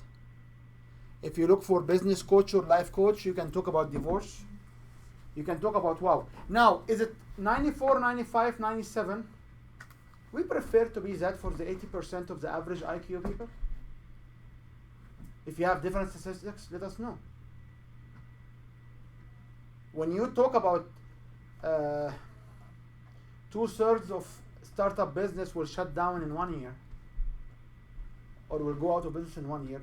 When you talk about 5,000 businesses in Calgary is closed in 6 months, these are very interesting numbers. Statistics has to be credible. not you make it up, but it has to be 94, 97, 95, something. And it has to be wow, nobody knows about it. So the statistics can be the pain, can be the longevity of the service.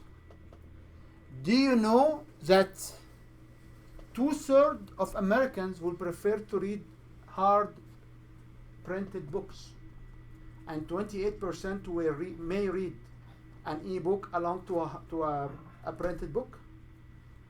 Do you know that less than 4% in America, they will be looking exclusively for an e-book?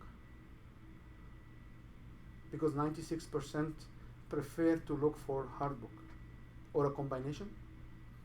If I start, these are statistics made by some research groups, and they are public. Yes, ma'am. I was just going to say, I've seen people get attacked when they don't use a real credible source for statistics, and if it's not update, so make sure it's always the most update. Yeah, even if it's not the most update, you mention the year. Right. Like I said in 2012. You can ask me why I didn't go to Statistics Canada 2014. I would tell you because Statistics Canada will issue these statistics once every 10 years. Okay? It's not available until 2018. Yeah, it's not available till maybe 5 years down the road. But be careful, because if somebody will listen to statistics, are these shocking news or not? Now, I'm all about the audience. It's all about them. It's never been about you. So if it's all about them, what type of audience do you have in the room? Knowledgeable or ignorant? If somebody ignorant means does not know this information, what he will say? Wow, this guy knows very interesting stuff. And if someone is knowledgeable in the area, what he will say? Oh, this guy knows it. This guy in the business. This guy is a player in the game. So you have to be careful for the statistics, and you should be able to say it. When somebody stand and say, this is our statistics, people always question that. Because what do you mean your statistics? So I'm not aware, and I wish anybody, I would challenge anybody listening to me to get me a single product or a single market that does not have a wow statistics somewhere on the internet. We have statistics for everything from birth to death to all kinds of activities around life. Some of the social marketer, which is very interesting, they stand and say, do you know that the internet has so many billions? Do you know that Facebook has so many billions every year or every month? Do you know that WhatsApp? I'm not sure why they bring WhatsApp, because WhatsApp, as far as I know, does not have an advertising mechanism.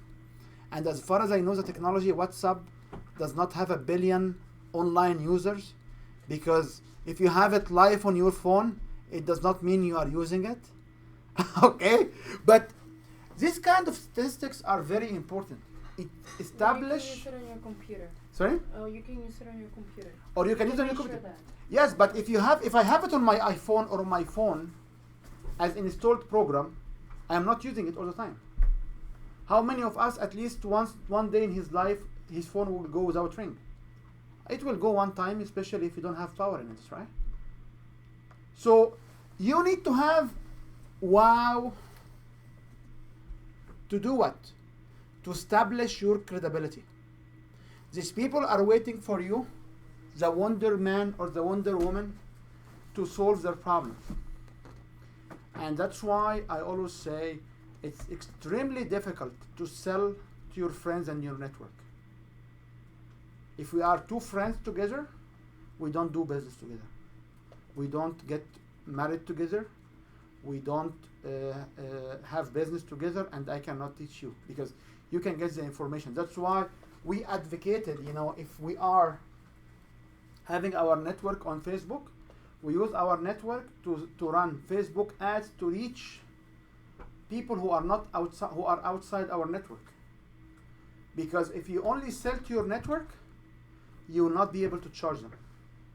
And everybody around the table described this problem. He said, someone was telling me, I use these techniques, but the problem is, except 2 individuals, I know everybody and I met before. They are my friends. So if you have a 60 individual in an event where 58% are your friends, you cannot sell your friends. Which is one of the dilemma we don't understand. At the same time, you have this individual who will tell you, oh, free traffic. What's the free traffic? Is to make your posts on Facebook, on so many groups. I do that. I do that not for establishing a traffic or bringing a customer. I do this for complete different reason. I wanna change the perceptions of my friends from being a professor at university to be a trainer and business coach. So I can do that. I do that because I wanna change the perception from a massage therapist to be a trainer for massage practitioners. I want to change the perceptions from my friends who know that I work in this particular particular health and wellness facility, that all of them will be aware that I run my own program out of my own facility. So free traffic does not exist, but we do stuff for a different reasons. I got phone calls say, oh, you are just advertising your program 2 days before. I said, yeah. They said, why? We cannot make it. We'd like to have. You come next time. I just want to make sure everybody knows in town that I'm running this program. That's it. Is it worth $50? Yes. This is exactly what it cost me, $53 to launch the campaign. I reached it for something thousands. I had decent number of clicks. But I don't want people to come in. I wanted them to know, because when I go sell my seminars and my full programs, people will have the perception.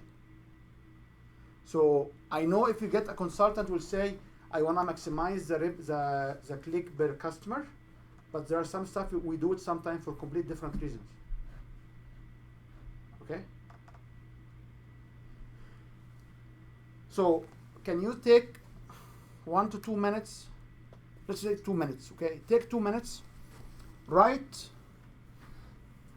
the first intro, the hook, which is you will do for your seminar. And if you don't know which hook you will use, if you can have 2 or 3 hooks, write them, because we will practice the whole thing together in the last hour or so. And if you did a seminar before, or you have your webinar ready and you want to tune it or massage it or try to see if it makes sense or there is an alternative to it, no problem. Try to think. So you need to say of your ideal client, a percentage of your ideal client, what pains they suffer that you will solve. Right, where is your Wi-Fi? Which one is it? YB-Get? Oh, my Wi-Fi, it needs to be. Now, what if your statement is your Yeah, own no, it's personal not working. stats? That's what I was going through. Prove you wrong. You want to argue that one? Go find it. I've searched. There are statistics for every single pain in humanity. If you have no statistics for the pain you're trying to solve, Okay, go search. you are not solving a pain, or you don't know what pain you are offering. You could So- create the statistic everybody else could use. But search on what? Past life regression? You're going to tell me Past life regression is not a pain. Yeah, but that's the point though, is when I'm going to use that as my example of how they get out of the pain using my services, So what is the pain they get outside? you're not going to find that stat, I'm telling you. What are people coming for? Typically, are they coming for past life regression, or are they coming because they have physical ailments they're trying to get rid of? Not mine, not yet, but I know once the word gets out, it's going to be huge. For most, it's just getting clarity in their life. Period. So you can say so many of people are confused in their life, and that's why an average male or female will have at least 6 partners in their life, according to, I can give you the source for that. You can say we live in a city, rank it in the top 10 cities for divorce rates. because people are not finding the reasons. You I can did talk. find- I did find a stat for hypnosis in general. You need to find a stat for the pain. If your business is business, Well, this one is interesting because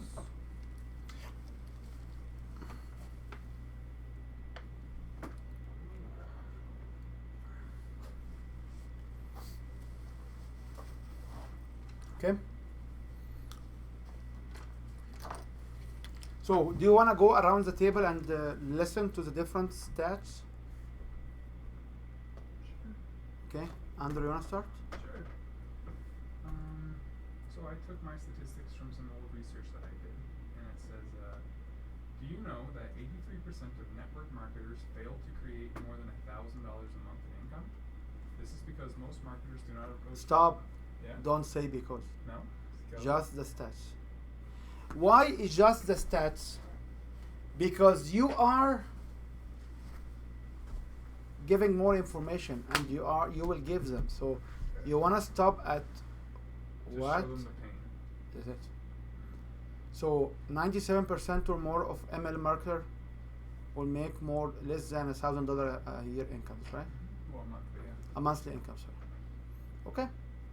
More stats. This is for nonfiction authors. Did you know that over 98% of published authors don't even make $2,000 selling their first book? Okay, I would change this a slightly. Is good. I would change it slightly. I would say not did you know. Do you know? Okay. And I would say, do you know that 98% is 98% of authors and publishers spend $10,000 or more on their books, and they don't sell more than 2,000 copies or $2,000? Because my books don't cost me anything, because I can show you when we go to Win Your Book the strategies we use, which will make our books, our industrial books, very, very, very low cost, and being published and being on demand by doing it ourselves in Canada. So if you say 2,000, Well, this is for the published industry, not the self-publishing. so if this is for the published industry, you may wanna make it. You may wanna add the cost or the pain. Like for my seminars on self publishing, we start to say a publisher will pay you between 5% to 12% maximum royalty on your book. If your book will be $10, you get no money. You get 50 cents, 30 cents per unit sold. So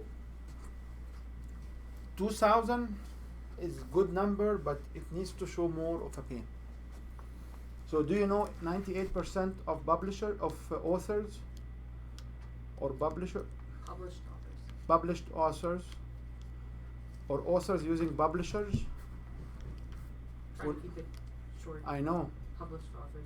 I can. because published authors, I'm a published author, but I publish myself, or I But publish. that's self-publishing, and that's Not understood self-publishing, in because I the- have my own publishers. Like we have our entity, which is our publishers. Well, I own two publishers. So, but published authors, that anybody on the room learn that published author is not publishing himself. You see, he might be your best client, by the way.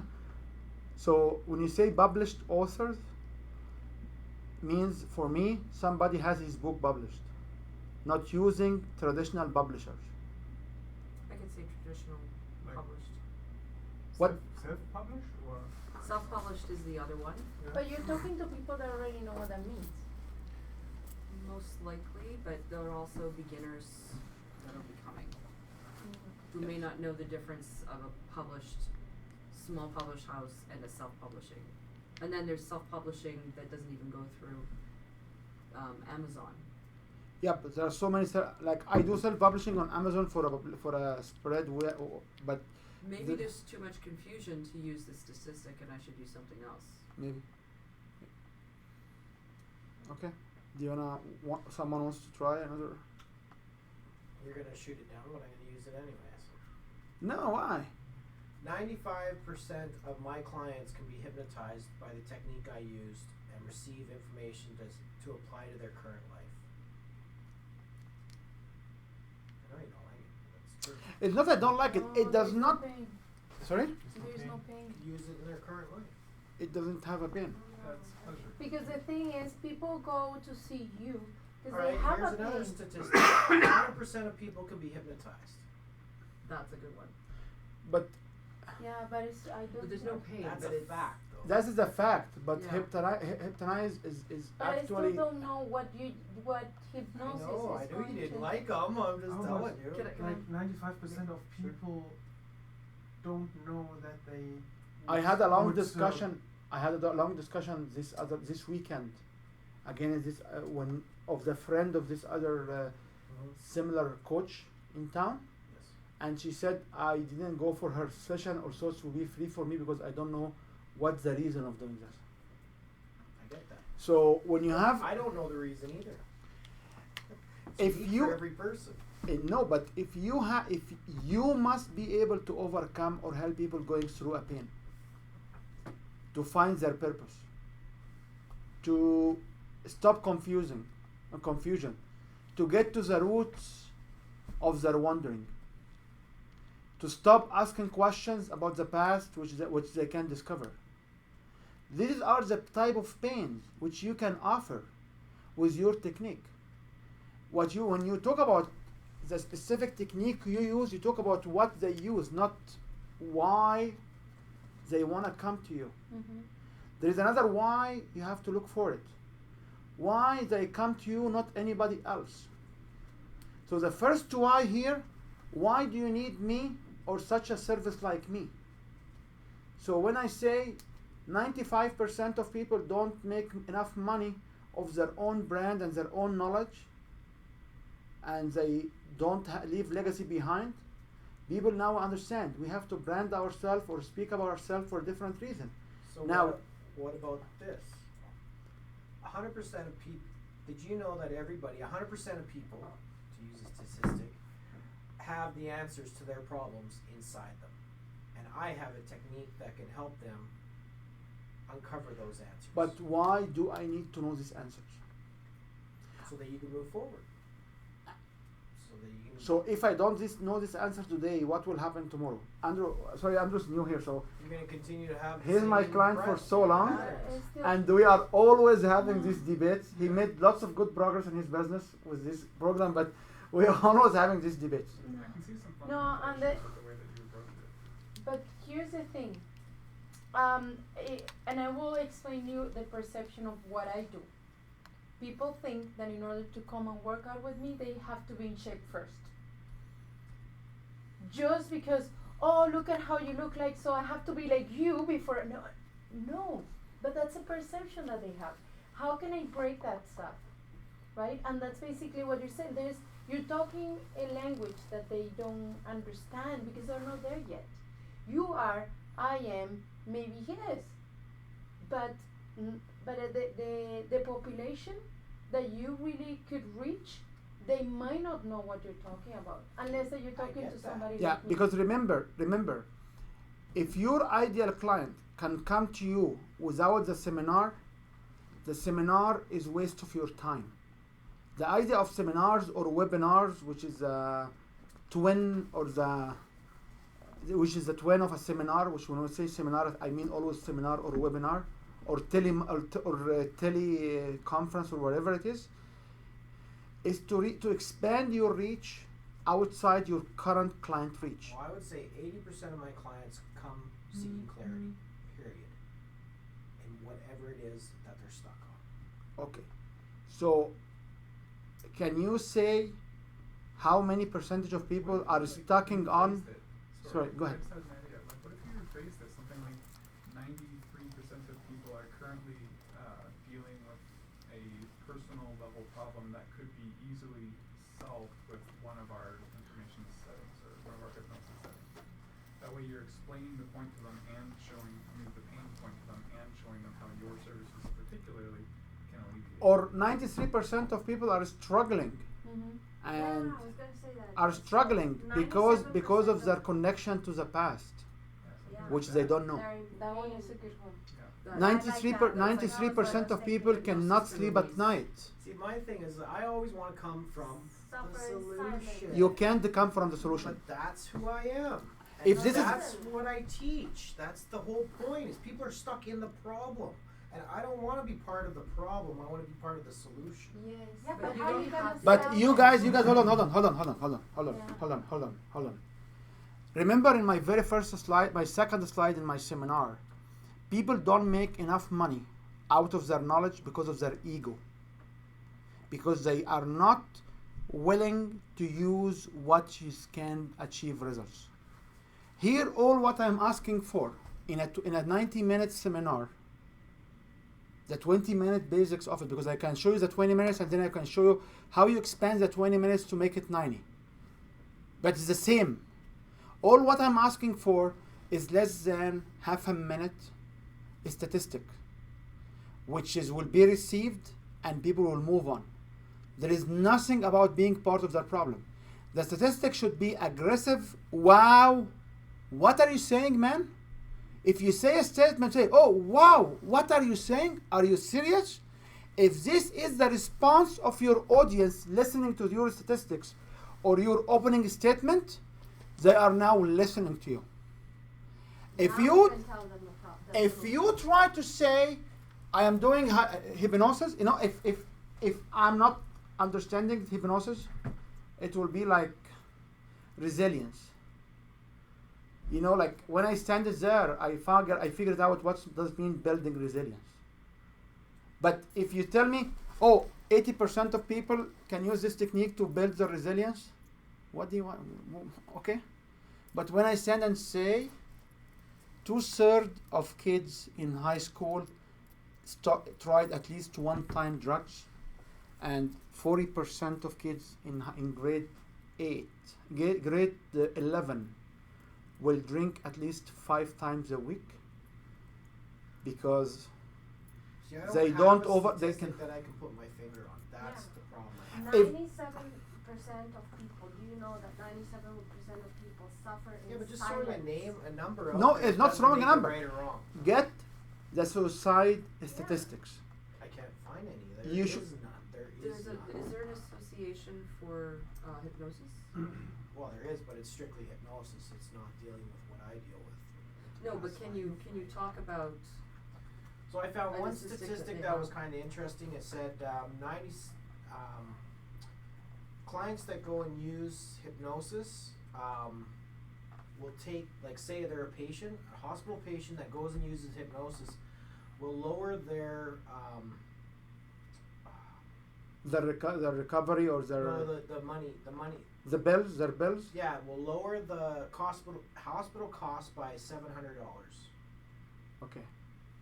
That's the only. That's the only statistic I could find. 93% will go see hypnosis 6 times for a habitual problem. They'll go see other technique 26 times and go see another psychologist 600 times I need all of this to information. solve the same problem. I need all of this information because I'm just asking you on the hook statistic. I didn't ask you what else. So all what you said, I need them because what else we will be talking about next, this is where we can use it. So I will leave you at this point, but what I want to make sure the message is clear. You need to find a pain point where your technique will solve it, and you need to find a large number of statistics where people are suffering. So whoever in your audience, because we are not selling from the stage, we are trying to segment to figure out who in the stage, who down in the room will be a good client of ours. So the one who are not part of this, most likely they will walk out. And I love it when people come to the seminar, 10-20 minutes, you find 2 or 3 people will leave because they will not waste my time. I can spend that. This is how I see it. People say, oh yeah, we have to keep them in. No. If you stand and say 94% of business owners will shut down their business in 18 months or less, and I'm not a business owner, I will walk out. I will walk away. Do you have a problem with that? I'm a student, man. Do you have a problem? No. You should actually welcome the people who are not students of yours in the future to leave. So figure out the wow thing. The stuff you mentioned about the hospitals and these techniques are more effective than other techniques. They are needed in 5 minutes I will tell you where to insert them. They are very important. Can we get another wow? Another? Do you know that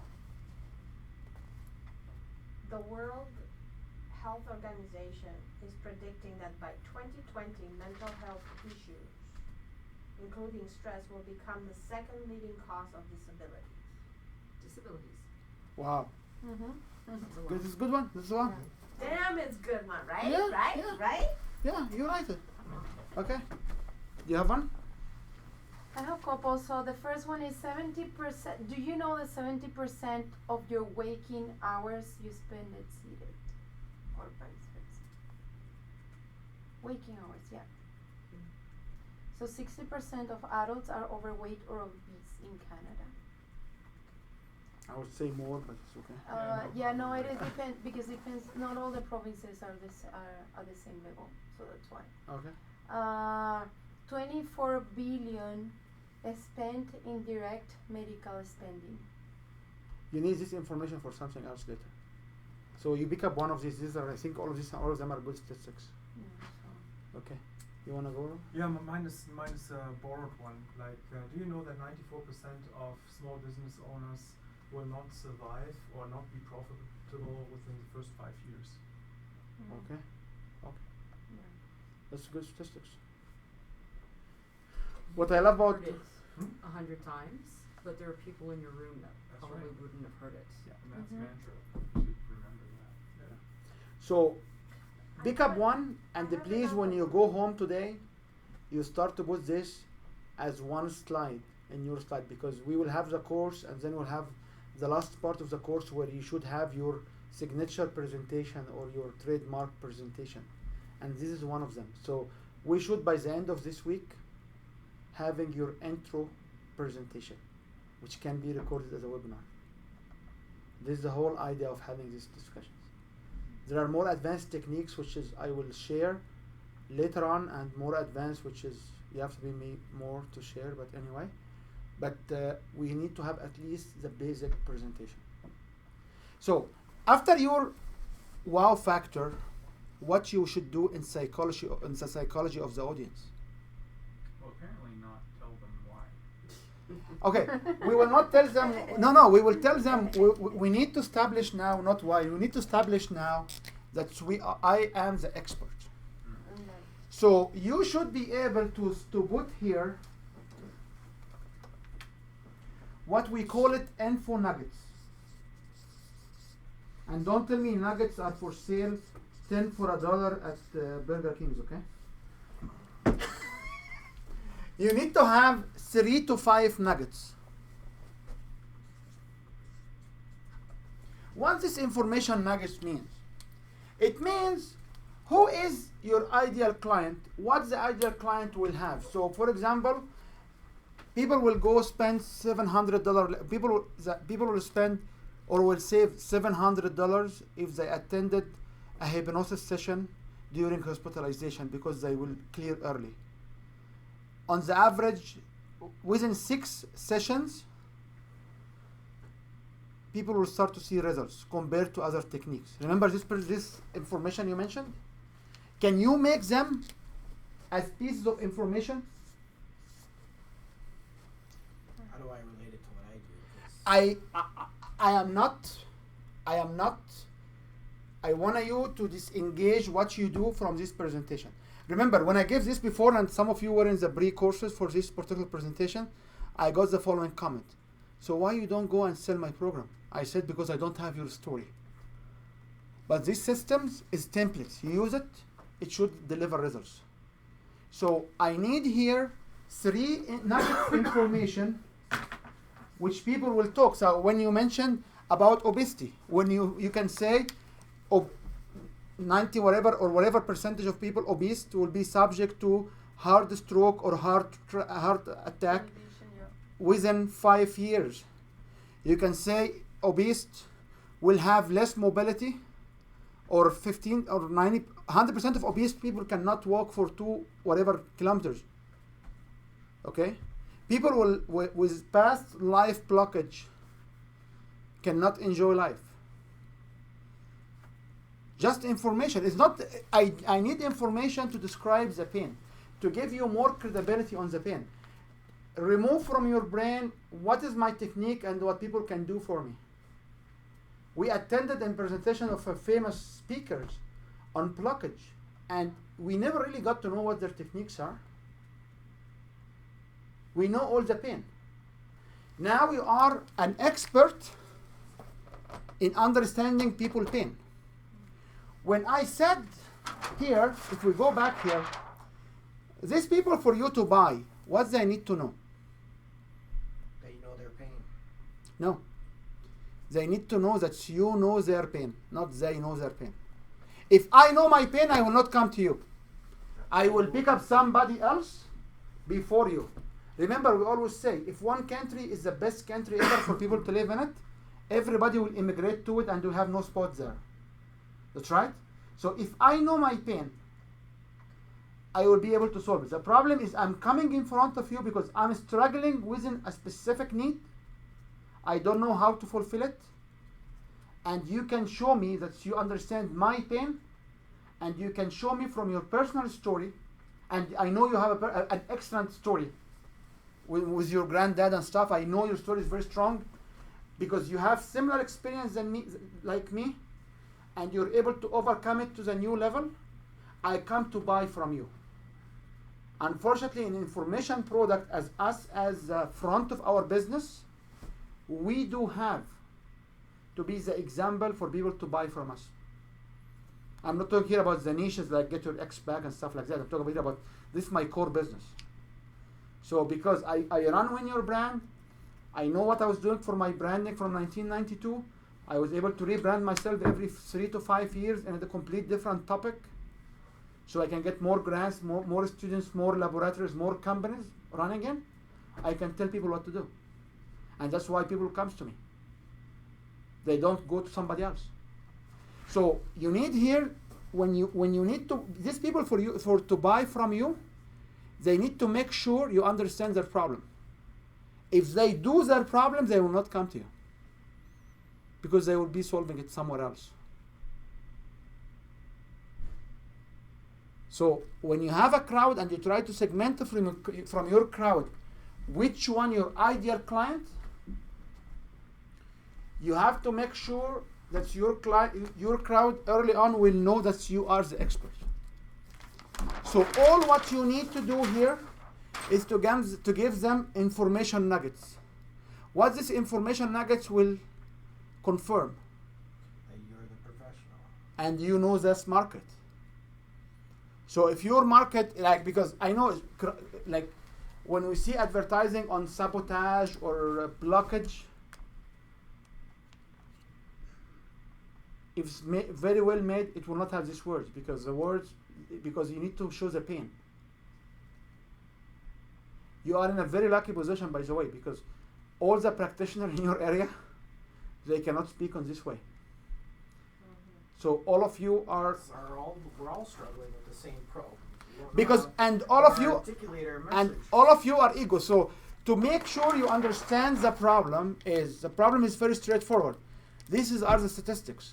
They said 3% of people are buying now.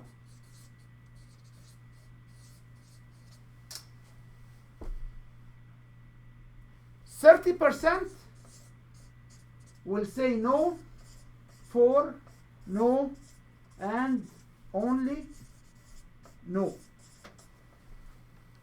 If you even stand on your hair straight on the floor and your legs up, they will not buy from you. 30% of the people like that. 1/3 of whoever you meet, they say, we are not buying. They don't like you, they don't appeal to you, they just don't want to buy. 30%, they are not aware of your brand. and 30% they will buy when they Already? when they are ready. Okay. And 7% they will buy in the near future. This statistics was initially made on vehicles, but it's valid for any customers, because this are the classifications of the customers. There are some customers, no matter what you will say, we don't have a Facebook account, man. Why? You don't have a Facebook account. We don't like it. You know, if it's if it's a back book account, I will buy, but I don't like Face. I don't know. Okay? Oh, you know what? I will not buy your service. I have a friend who can do it. I will do it myself, whatever. So your job, which is according to Blue Ocean, Red Ocean book, your job is not to sell in the 3% who are buying hypnosis or diagnosing or life or fitness. Your job is to be ready to sell to whom?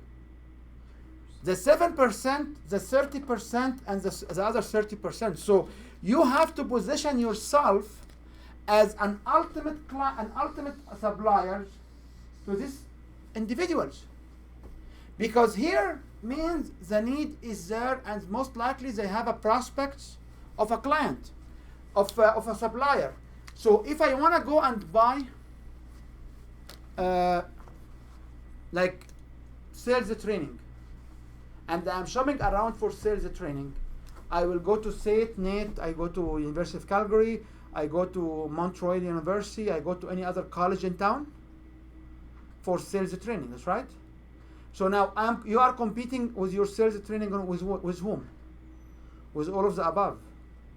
But if I don't know that I need sales training, but I'm launching my company, but I don't know that sales actually has a training, I will be in 30%. If you are an MLM and you wanna learn, or you plan to join, you will be in the 7% for sales training.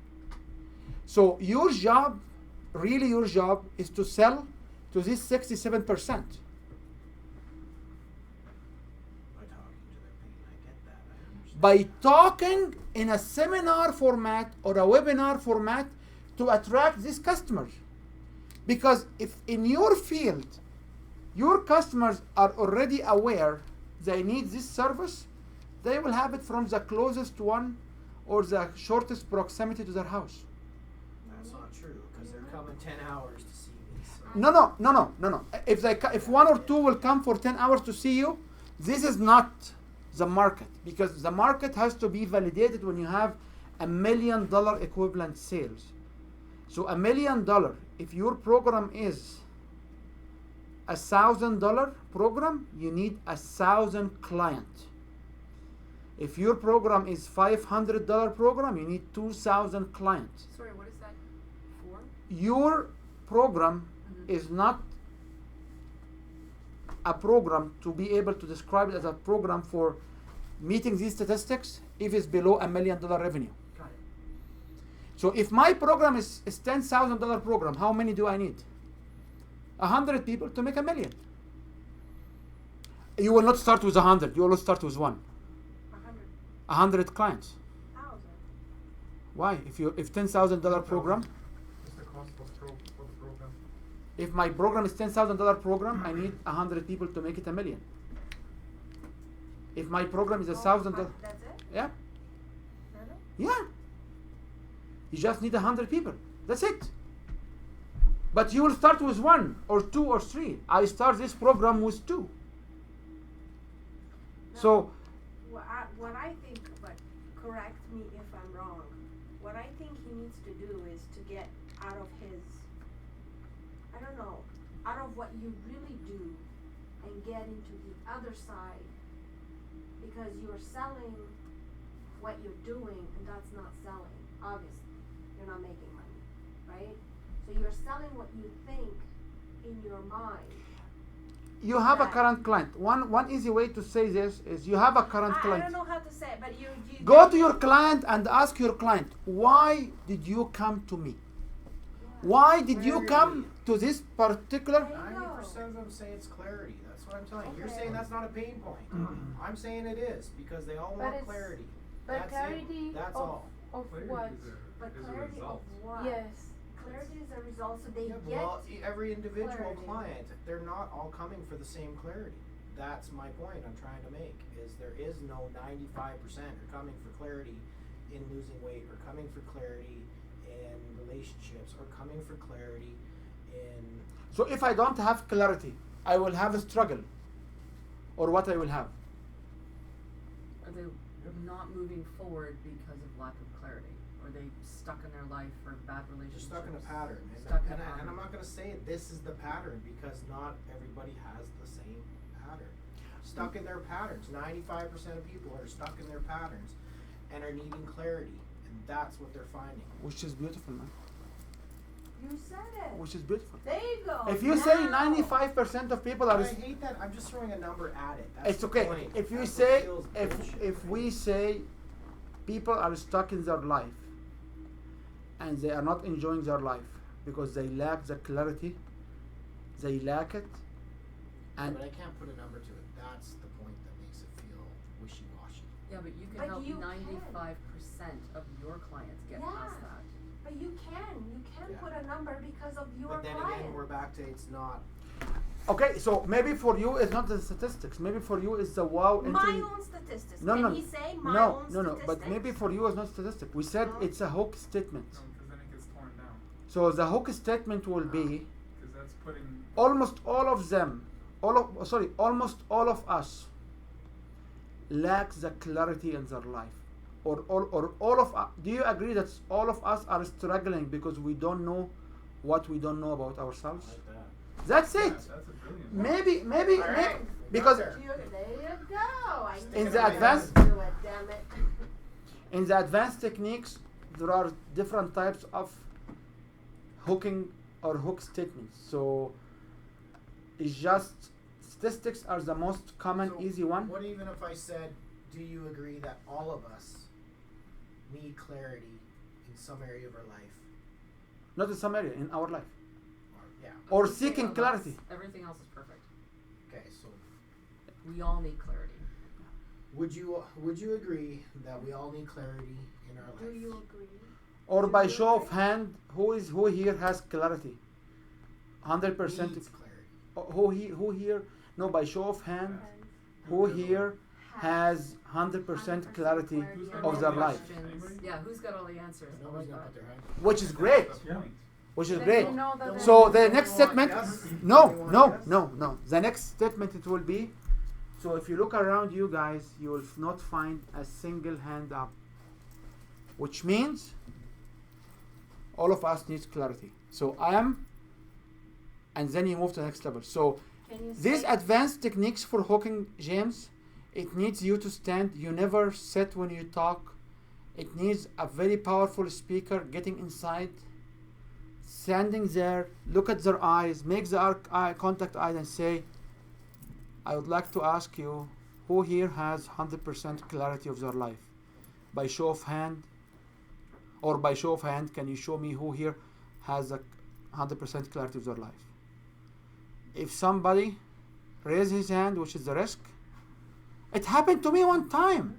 I asked one time, who here does not want to make more money? And so somebody, who here is happy where he is? So this lady raised her hand. Who here wants to make more money? Doesn't want to make more money? She raised her hand. She came to hijack my seminar because there were competitors coming out of town, and I hijacked her whole program last weekend, man. So you have to be ready. So if somebody raises his hand, Because I could bring information nuggets for that. So here's what some people have so found if we clarity. don't feel comfort with the, relationship, yes, found clarity in their this is beautiful. financial situation. Remember, you have to What's the speak. purpose? You have to speak from your heart. And when I speak from my heart to your heart, I have to have clarity inside myself. I have to have all the pathways going to my heart to push the flood to your heart. So if your brain doesn't say it's superficial, these statistics, don't use them. But if you stand to say a question at the very beginning as opening question, which is very powerful technique, but you need to practice it. By show of hand, who here has clarity? Now, the problem when you move them up in the first 10 to 15 seconds, you lose their hooking waiting for you in one approach or one school of delivering these seminars. So you need to compensate for that by being more powerful. Remember, all what I explain here is system works for people in different ways. They are not Bible. I'm not telling you the Bible. I'm just telling you what the common will be used. So if you stand up and say, who here, by show of hand, who has clarity, 100% clarity of their life and their existence?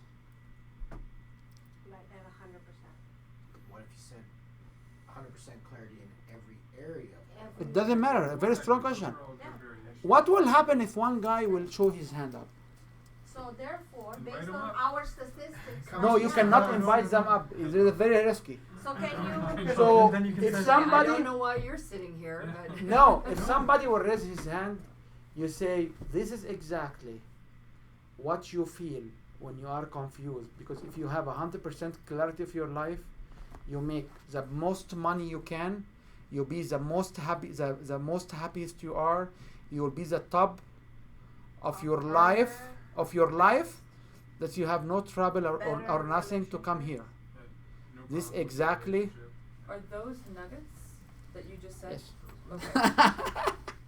Yes. Well, I wanted some clarity myself on what you consider a good nugget versus a passable nugget. There is not a good nugget. The nuggets are used, as I said, like if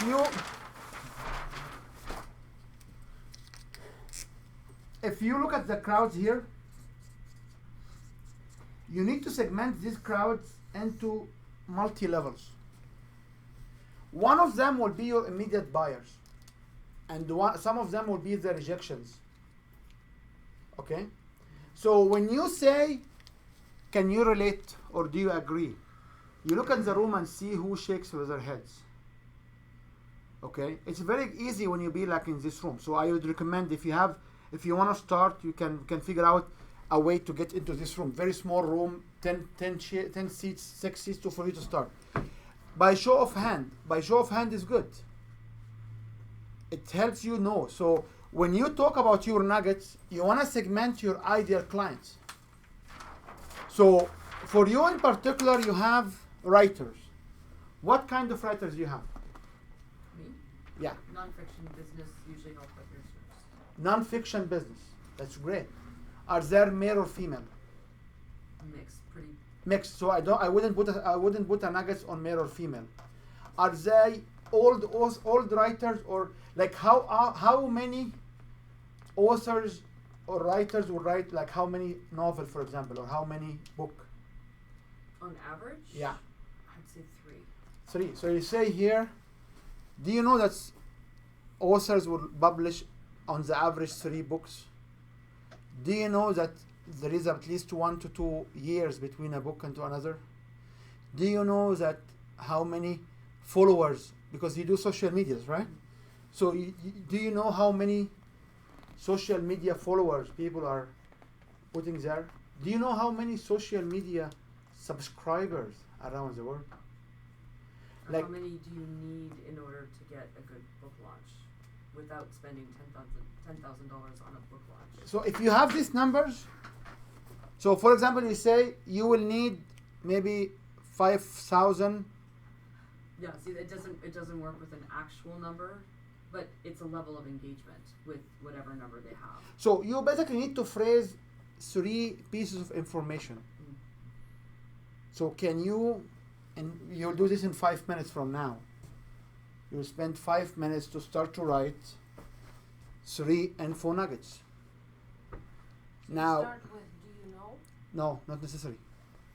Not necessary. Oh, okay, got it. You just need to have 3 pieces of information. In the advanced techniques, just to make it, I'll give you a shortcut to try to help you hear more. If you allow me, I will share with you something, okay? How many of you heard about the power of story? Power? Yeah, the power of story. Oh, the power of story, yes. Okay. You always stand and talk about stories. Okay? So once you finish this wow thing, you need to attach to it a story For each nugget. for the wow thing, which we are not doing it in the practice here. For Before each- you establish yourself as the expert, you Yep. put in the story. You put a story, not your own story. You put a story about, A client who made it. if you do it on a client you made it, this means seeding it, which is the second advanced approach. But you just make a story. I live in a town. You know that 2/3 of people actually don't make it to the next year as a business owner, which whatever statistic we heard. And you know, I live in a town where 5,000, the city announced 5,000 business closures. It average about 500 a month. Business will close in a downturn. And this is the city I'm living in. We're gonna No. get going, Well. Sure. My wife's not feeling good, and she needs me to pick up the son, so. Okay. We'll continue on Thursday. All right, I will work on my nuggets and the story. Was it a story around each nugget too? Each nugget, you should have a story. Okay, I remember that. And each nugget, the story should be a client Yes. or somebody you know or something which will happen. Okay. Cool. Okay? See you Thursday, guys. Okay? Sorry, you said a Thursday. client or Or someone has the same problem. someone with the same problem. Was it Thursday or Wednesday? What is it? When do we speak? Thursday. Okay? So, can you stated 5 nuggets? 3 nuggets. 3 pieces of information. So I thank you very much. I appreciate it. That Sure. we're allowed to sit in. It was a pleasure to meet you all, Ken. See you soon. And have a great day. You too. Bye, Andrew. What do you think about the practice of having somebody opposite to the people who are sitting in the opposite to the person doing the presentation, but similar maybe to some of the people that are in the audience if the presenter is not physically like them. So What what do I you- mean by that is, if, okay, let's say it all happened to be female health practitioners over 40, the presenter is a man. Therefore, they're using nuggets of all women examples because that's who's sitting in the audience. Or let's say I was presenting to engineers who are writing books at the university. Do I use all Yes. male engineering mathematical stories, Yes. or do I mix it up? No, you match it to your audience. Match it to that specific audience. Yes. But you have also to balance how much you can customize your presentation, because at certain point I cannot have this supposed to be a signature presentation or a trademark presentation. Is one presentation Yeah. I don't know that I could do that. and all the changes are in the stories. Yeah. So all the changes are in the stories. So this nuggets has to be general enough, So the nugget has to be general. enough for your audience. So if you are doing fitness for people above 40 or above 50 years old, this is the nuggets for them. If you stand to be in a high school, Oh. you have a problem now. So, in that case, since your story is not on your slide, you can speed through the ones that are not in the audience, but really get into detail for the example that's exactly like the audience. Yeah, this one approach is to speed through the stories which is not relevant. Yeah. The other approach is you have in your back pocket more stories which is relevant to your audience. Right. Okay. Okay? So now, what are the three nuggets you can put in?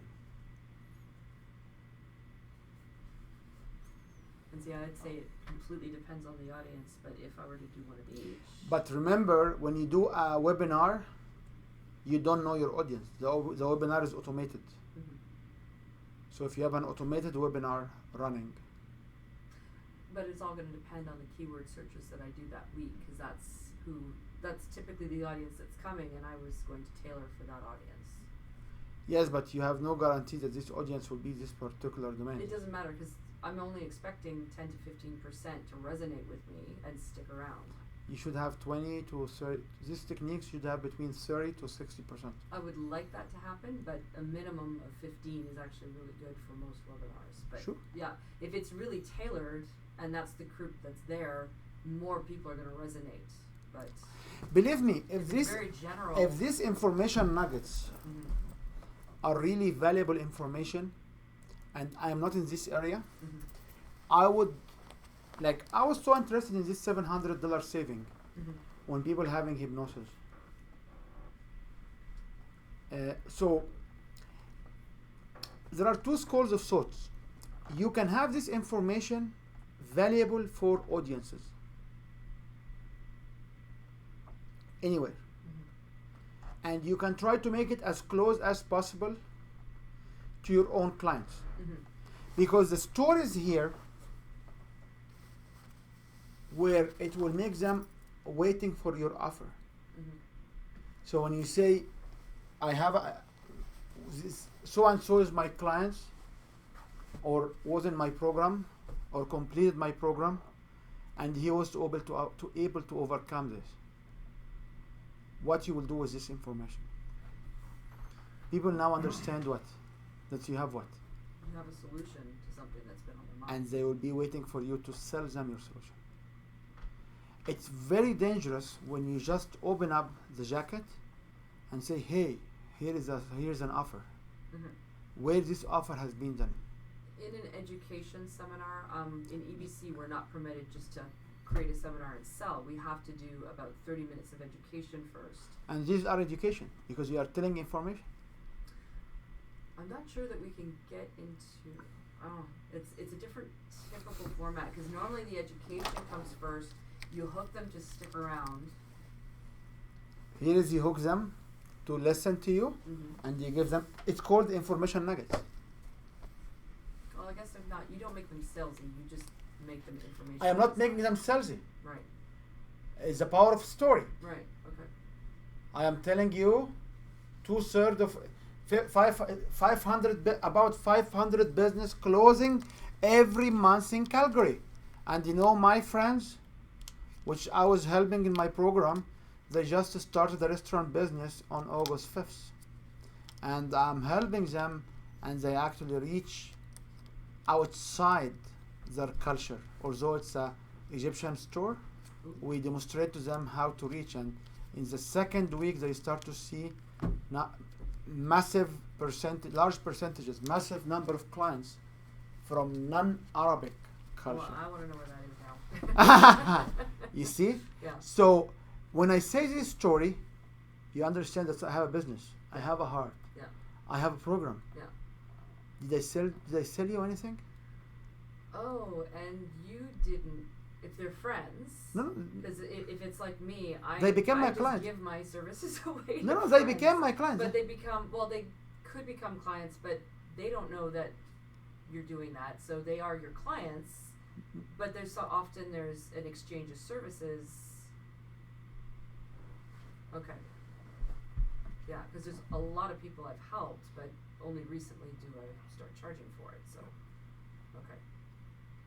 So when we talk about the sequence, these sequence are 90%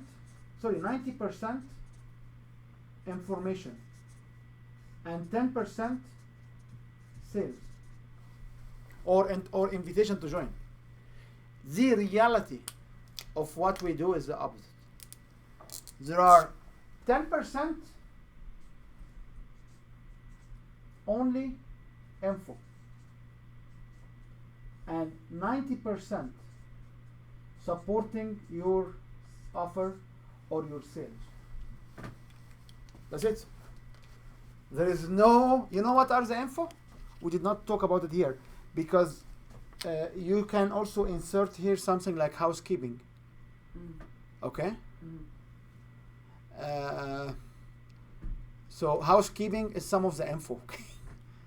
This is the reality. Yeah, we do that with Social Buzz Club. We call it housekeeping. here it is, and then we return back to the left shelf. Yeah. So this basically this is the reality of it, and this is what people rejected. If you don't give anything, support your offer. So all your info nuggets are supporting what? Yeah. You as expert. If you are the expert, who they buy from? The expert. At the end. At the end. Because it's seated. Sorry, I had a question and it's disappeared. They'll come back. So what you should spend now 5 minutes trying to write 3 nuggets relevant to the pain points to crystallize that you are the expert in With the- knowing their pain point. With those nuggets, you also, when you took, are we looking into the story already or just the nuggets? Just the nuggets. Just the nuggets. Just the nuggets. And by the way, I don't make up so many stories. I have so many experience, so sometimes when I speak, I put together a story about similar to my clients without even preparing it before the stage. And not on a slide, so that you're going to Yeah. have a different story. It's going to be a no-show story for the audience that's Yeah. there. You know, What the I- slides are is this one yeah, and the nuggets. right. And by the way, when you have the slides, if you use the slides, Mm-hmm. you cannot show more than one nugget at a time. Yeah. Mhm. So you don't show all of them. Why? Distraction. People will start to People read that them. don't read, that's Yeah. not good. People They're will not read them. listening to you. Okay? Or they're squinting and now they're annoyed because they can't read everything. And you Yeah. take the one you just dealt with, you take it off again, right? Not necessary. No? Not necessary. So gray it out and have the next one Yeah. coming up. There are 2 schools of thoughts here. One school of thought will say if you list the 3 of them, people will be able to make a quantity that you are the expert. If you make one disappear, it's so much distraction. And there are people who say just you have one slide. Even if you look at my most recent slides, I have this movable GIF files and they do some dancing. Oh, you didn't see the last one, but the last one is completely different than the previous ones. It has lots of moving icons because we don't want people to take their eyes away from the presentation because we try to measure the distractions around the room. So if you do it in this way, all what I have here in this what in presentation and the boxes is what you tell as a backup because people will remember the stories, they will not remember the slides. So can you spend 3 to 5 minutes, let's call it 5 minutes, in writing 3 pieces of information within your field. Correct. Presenting pain points that customers may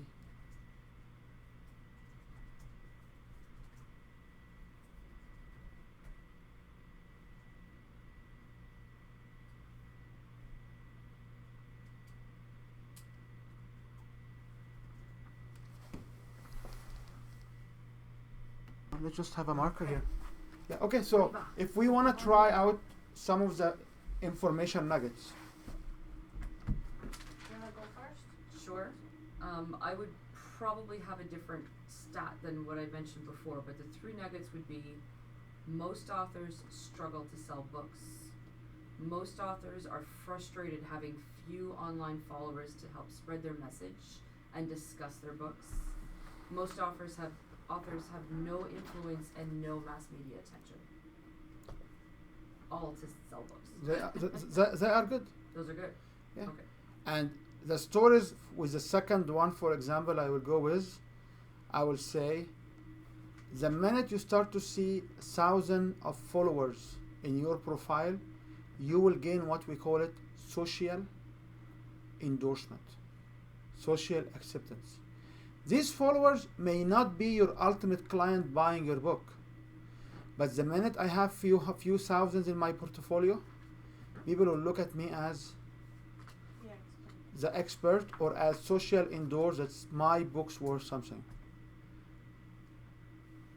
Just an example. It is, unfortunately, that number is 10,000 now. Or 10,000, whatever number. I'm trying to show you like what kind of Yeah, stories Yeah, you but can. it's that short. It's not a story. It's short. Now, do you say 1 story, 2 story, 3 story? No, each one you have her own story, and the story of each one will be the point of discussion because you are not there to read the PowerPoint presentation. No, but I mean, oh, okay. So it's the PowerPoint. So the PowerPoint would say, most authors struggle to sell books. Short story. Yeah. New slide. Next item. So Or it's a not new very slide. short- You can just basically as a second line. You can show the second line. Oh, okay. You know, Hot flash. you can put second line. We try to avoid to have the lines So all. it's really 2 slides, Right now they are mainly 2 slides. and then I can shorten these so that they're phrases and not sentences. That's really good. We use the rule of 4, 4 of 4, or 5 of words. 5. Yeah, 4 5. words, 5 words, 3 words, whatever, and we don't use complete sentences because we don't want to debate. There is a full stop or no stop at the end. And we don't really. Sometimes we don't really make a sentence. We just put some nouns together Mhm. because there's so many things about that. But just Yeah. you need to have very short Talking points. talking points, Yeah. and your story here will back up the talking points. Mhm. Okay. Yeah. Do you wanna? Somebody else wants to jump in? Sure. 20% of business owners attend or are enrolled in coaching programs and are not moving forward. That's good. They're not clear about their why or USP, their unique selling No, proposition. you don't say that. You say business will fail because you are not clear on why you are doing. Yep. Okay. Or you can say aligning your business with your passion and knowing your why is number 1 driver to make you win your business. I use this sentence somewhere, so you are allowed to take it. It's not a big deal. But I'm saying like Okay, we have different clientele. it doesn't matter. It doesn't matter. You know what? Like to be honest with you, I love to see people around me successful because if you are successful and you became filthy rich, you will give me some money back as donations. I guarantee that. So Or introduce sure. you to a really influential person. yeah. So I'm not. But the point I want to say is you try to make it as very short statement, but very powerful as information nuggets. The last one I have is like business owners have blockages or anxieties to even network or follow up with their potential clients, which is holding back on their success. On their success. Oh, I would love to rephrase this one. I would love to rephrase it. Can you say it again? Say it again, please. business owners have blockages or anxieties to even network or follow up with their client, which is holding back their success. Can I mention the 3 slides, or the 3, like I see 1 words on your slide. I can't remember the first one, but uncertainty or unclarity equals your entire sentence, and anxiety equals your entire 3rd sentence. Like you just need 3 words on your slide. Wow. And everybody is going to know exactly what that means. Anxiety, fear, I would uncertainty. actually, one other approach is I would rephrase this and say number 1 source of clients is networking, or networking is the number 1 source for your best clients, full stop. And that will say, although this is the case, or although networking, this is my story, networking is number 1 source for clients, but our anxiety, our fear, our ego, our lack of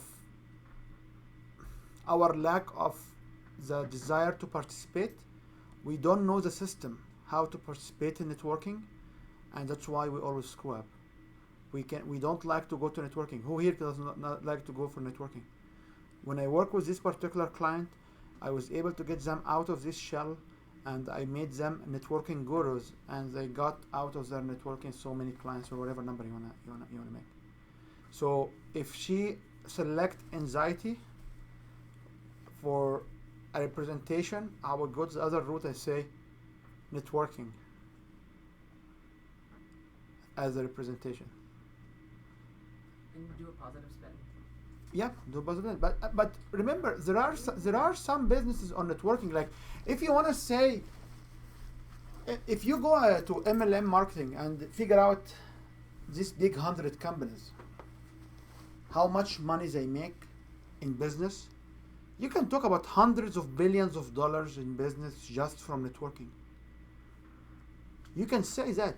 Although none of here maybe in the network marketing area, but if you stand and say so many $1 billion in networking, there are the top 100 companies that if you do the math right, you will find the math will show at least a couple of $100 billion of business happening in North America only on pure networking. And guess what? We are afraid in going to network and shake other people's hand and represent our business in a way that's on a follow-up conversation. People will come to buy from us. I had if you have the names or whatever, you can say, when I joined here, I was mentoring 3 people, and they were struggling with the same problem, and within 3 sessions I coached them right how to speak, and guess what? In the first 2 months they made $5,000 sales, or in the first 2 months they start to have 200 people in, So the other thing you can say it, anxiety, which I have a person in my life. She had a very strong anxiety on when she be in networking, and because we are recording, I cannot talk about her too much. But anxiety is number one blockage or number one resistance. Yeah. And when people having anxiety, they cannot speak about themselves, about their programs. And you'll be surprised that when you stand in a place and you have anxiety inside you, it reflects well on your face, and nobody wants to come to talk to you because people will be questioning why you are out of place. And if you go to a networking event and you look out of place, you cannot close businesses. So I know two of my clients, when I watch them, and as a big heart I like to help my friends and my clients early on, I approached them. I told them, what about offering you my own developed techniques, which I developed during my career? And when they apply these techniques, it was a little bit difficult in the first time. When I took them through the step-by-step program, they are now the network gurus, and they go networking at least 3 times a week in a 20 plus groups, and they get clients from there. What do you think about this story on anxiety? Yes. Can I add a story to that? Sure, yeah. Tanya Hoffman, who runs the American Public Speakers Association, is in the EBC, and we happened to be sitting at a table at one of the conferences, and she was telling me, doesn't matter what you do, it doesn't matter how nervous you are, and if you think you're going to fail, just go out and do it anyway, because she used to host these events where brand new people, it was a starter. So she would have people on the call ready to buy programs, and these were mostly first timers.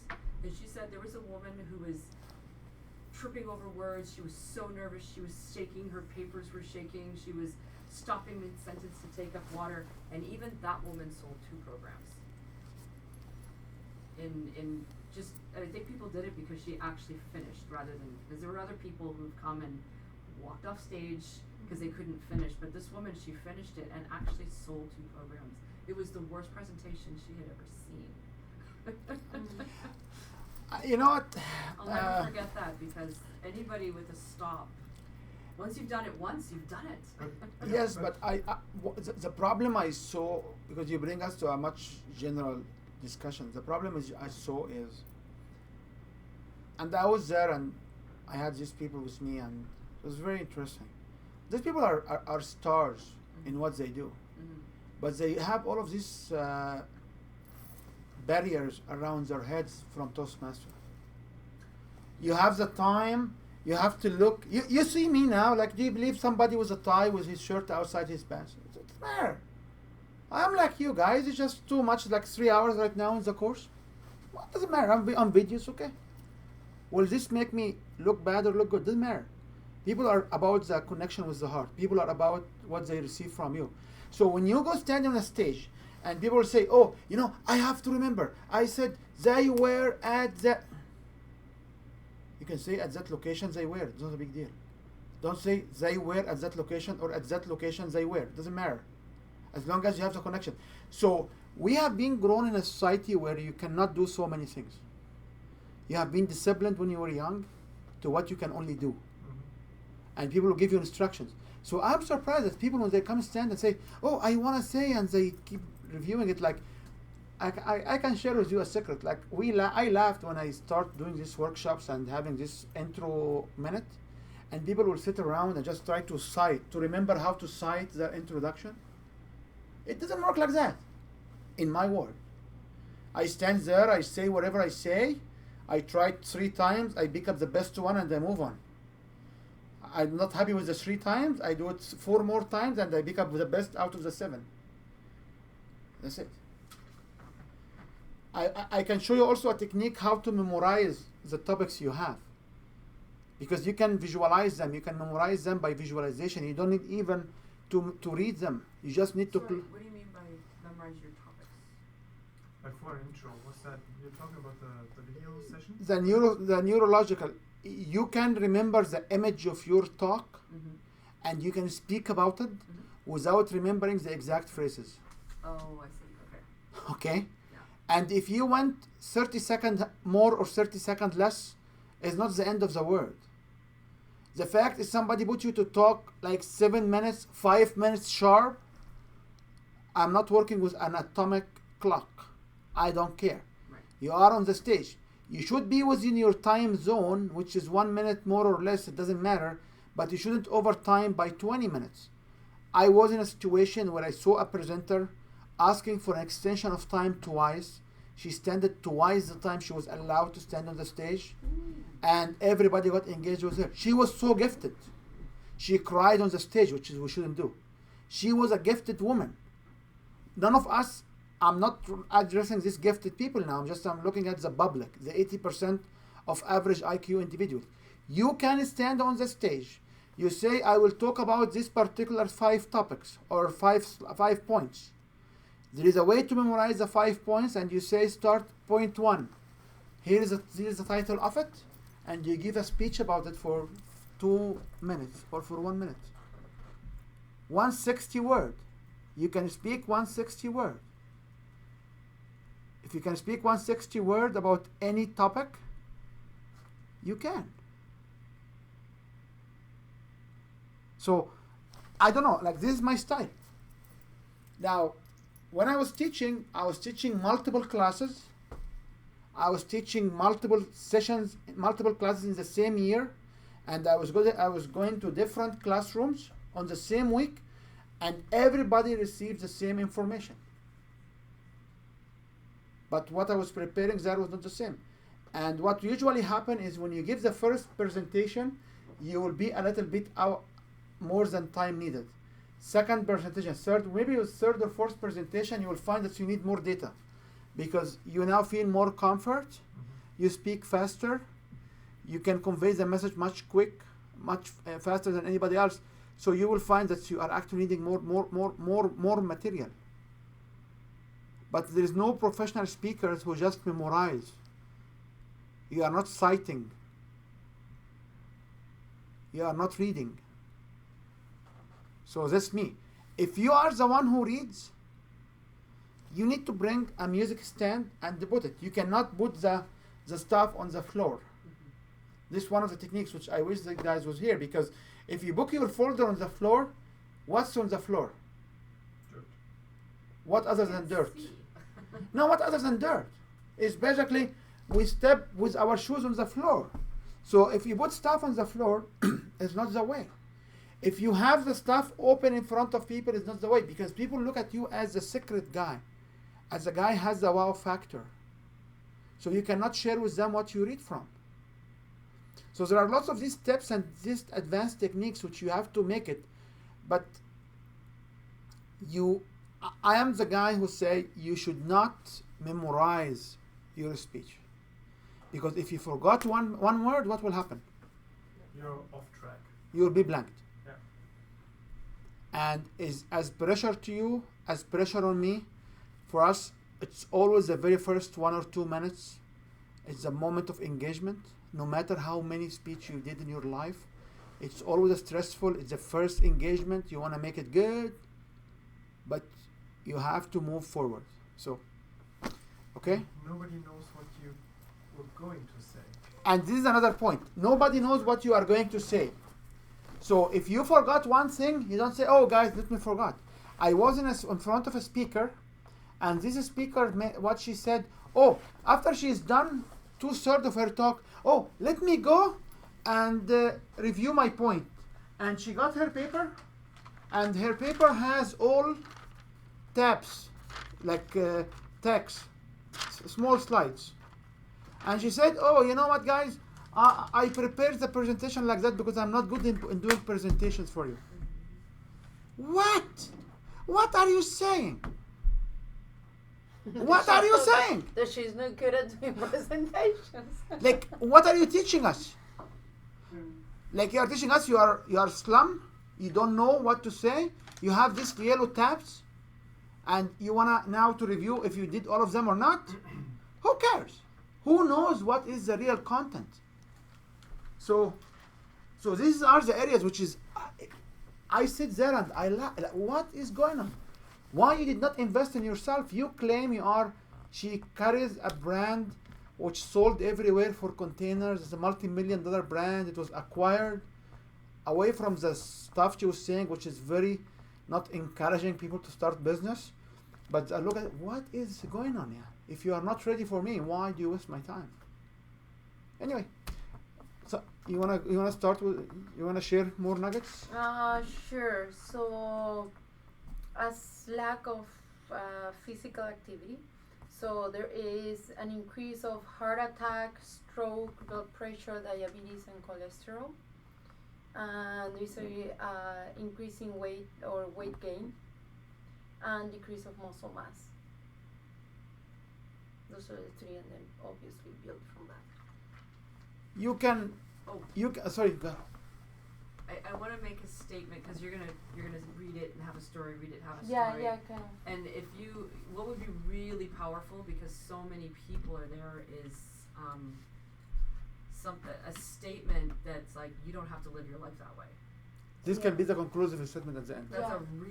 it's just very powerful that you're gonna make that shift for people. You can also Yeah, I have a this one. presentation like that. Yeah. You can have this one with arrows up and arrows down. So Yeah. you can say when activity will decrease, and you can have an arrow. Mm-hmm. So you have activity and arrows down equal. Yeah. Heart attack increase. Yeah. Oh, I like that. Okay. Yeah. Can you do an animation? This was my second one. If you are good, Because that would be a really powerful. if you can create two images, you can basically have an animation. So you can put the before and the after. Yeah. Okay, but remember, our plan is you to deliver this presentation by end of day on Thursday. So we don't want to overdoing it, because if you can stand here and make a 20-minute presentation on your program, Mm-hmm. you can now go and record a 20 minutes webinar for your program. So we explored our authority in the very first course. We designed a small program to offer, and now we are putting the first element for the program, which is our seminar. And the next program will be what? Our ebook, our books. We'll talk about how we can position our books. We have the schedule. Did you bring the tripod? I will go and. October 3rd and October 24th. And those are the ones between. This will no. It's only October 3rd, because this one is from 10 o'clock in the morning till 10 o'clock at night. So this It's Saturday, no, October 10th is Monday. October 3rd. Sorry, October 3rd. I have this as October 3rd. We can talk about. Let's just okay. Are you done? Yeah, what I heard is low physical activity equals increase of heart attack, stroke, high blood pressure, Yep. and that equals to, or the end result will be a shortened life expectancy and quality of life decrease and hook to medication. So you can put small icons, you can put arrows up and down, you can just write the word, you can show. And the point is, if you want to show on the slides, you show a word, you need to talk about it. So if you say it will lead to heart attack, you say a statistic said so many people having heart attack, or someone, like when I was selling, I invented this particular technology for bed exit alarm for people when they be old and they try to move from their beds. We were saying that elderly generations will have a hip fractions because they fall during night when they try to challenge themselves to go out of bed. And if you have a hip fractions at 90 plus years old or 80 plus years old, your quality of life you decreases most with likely time. will die within a year. Oh yeah. Okay, but I wouldn't say that on the presentation. I was talking about it, and then when we were in the hospital, we met so many of these individuals, nice people, good people, but basically challenge themselves to stand up. So you can position your stories around it. Okay, last sharing for the nuggets. Yes, I just got 3 people interested on something that I didn't think it was gonna go. I just said it off top of my head. I'm into this massage therapy group kind of a thing, and they were like asking, like, besides massage, what is it that they can offer? And everybody said like reflexology and different techniques and whatever, and I said facials. I said facial, skincare, face massage. And I got 3 people telling me, when I said, and then I said, I will be having a course online very soon, within a few weeks' time. And I got 3 people saying, can you give me the info? Can you give me the info? Really? Yeah. That is a good idea. Yeah. Can you give me the info stuff? I just checked it right now. That's good. Like, Can we go to the 3 info So nuggets? anyway. Thursday, you can send them a link. So I guess Thursday I could do this, but you see, I did this for the massage therapist. I didn't do this for like the extra. I didn't think about the facials. I guess you're just gonna have to stamp But one I and guess finish I it. have to do the facials now. Okay, well that's good. Can we Okay. go on the 3 nuggets, please? Massage, manipulation, and dietary advice have become popular again and can be used alongside conventional medicine. Dr. Lee Fanu said Okay. that. What else? For massage, great news for massage therapists. Over 62% of doctors recommended massage therapy for their patients as of 2000 statistics of 2015, which is an increase from the 50% the previous year. Okay.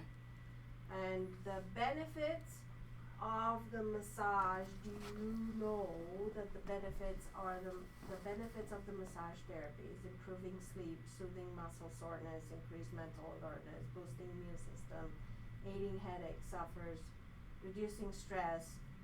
Which one of these are you taking care of? I wouldn't ask the question. Are you gonna ask a question? Never. Because when you give multiple choices, Like what I want to convey here is like for the massage therapist, like I want to talk to them about what's their gift. 'Cause yes, every but single but but massage but therapist, if but you how, say how do I do that? yeah, How but do I just let me here put my thoughts together. If I ask a question, which one of these are the one you're taking care of, and I give them 5 or 7 options, Yeah. you are basically defragment your floor. Because if I goes option 1 and he will goes option 2, she will goes option 3. Uh-huh. Now there are 3 different needs. If you have 3 different needs and you try to sell us one program, none of us will buy it. Okay? So when you stand on the Okay. stage, leave your ego away. When you stand on the stage, all of them should have one problem. What you are offering them is what is one problem, one solution, because you have only one life story. So when somebody come and stand and say, oh, and who's here has these problems, and who's here has these problems, and if you see a mutual exclusive hands from individuals, will you buy a solution that does not fit your problem? No. Will you buy a solution that does not fit your problem? No. So you shouldn't ask the question. You should say it in a different way. How do I say it? And none of us is addressing all. That's it. And what? None of us is addressing all this problem, or not all of us taking advantage of them. That's it. Thank you. Okay? If you ask And questions, you okay. defragment your tribe. You defragment And- your audience. With defragmenting your audience, you cannot solve that. You cannot sell them one solution. Can I say, and 97% of people of the population is not even aware. Yep. Is not aware. Yeah, yeah. And Anything, but don't ask questions. Mm. I have 97%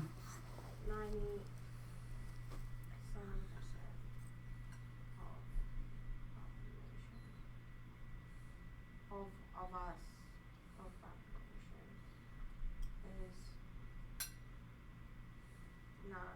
is not taking this seriously or not Whatever, aware. whatever. Is not okay. Okay? So, one more thing you have to understand. You don't ask questions from the stage to defragment your audience. Remember, we were together in a workshop, and the guy did not sell anything because he asked, what kind of problems you guys have, or what kind of problems you are looking for solution here. And he collect a list of problems, and when he couldn't answer them, he went and wiped them off. Yeah. He said, nobody here is caring about these problems. 1 or 2%. Yeah? No, it's not. There's so many people actually want to have this information, but when he wipes them off, it shows us already he doesn't care about us. Yeah. Okay? So you need to have these 3 nuggets. Now, the one more thing you should do, you can insert here your housekeeping stuff. Meaning. Oh, okay. Okay, so that's that. So housekeeping means if you get your housekeeping so late like that, people will listen to it from you, because you can now they know that it's you care about them. Now it's time for housekeeping? It can be here. Okay. It can be here. Housekeeping meaning like Washroom. Okay. put your phones For on. housekeeping, for the standard seminars, Mm. housekeeping will be fire exits, Mm. washrooms. Mm. You can ask questions anytime, but you always suppress any question asked, because if you ask a question and the guys will start to confront you or debate with you, you are losing credibility. But you don't say that. You can say At the end. both. No. You can ask questions as needed. And if anybody will ask you questions, say, it's an excellent question, but let's answer them in the question and answer sessions. And many speakers do not have a question and answer sessions. Okay. But you try not to divert, because for the sake of the other people are trying to follow you, you want to minimize the interruption. One big debate we have now: what do you do on cell phones? Do you want them to share, or you want them to shut it down? The answer is no. They must shut down their phones. Oh, you don't do that in social media parties. But now, remember, Keep them engaged. here these people are hooked. So if you go and share, if they go and share, they can go and share at no time. Because we always put it at the thank you page, but you will find out that the sharing at the thank you page does not even work. Can I tell you a tip that Yes, works sir. really well? You give them by speaking in sound bites and announce that this is a sound bite. You're giving them permission to tweet that out and time to tweet that out. Then they come back and they listen, and then you say another piece and create a sound bite and give them permission to do that. So they tend to post knowing that there are sound bites coming, and you're gonna make it easy for them. That's typically. And just remember when I go to What is a speaking sound bite? engagements, so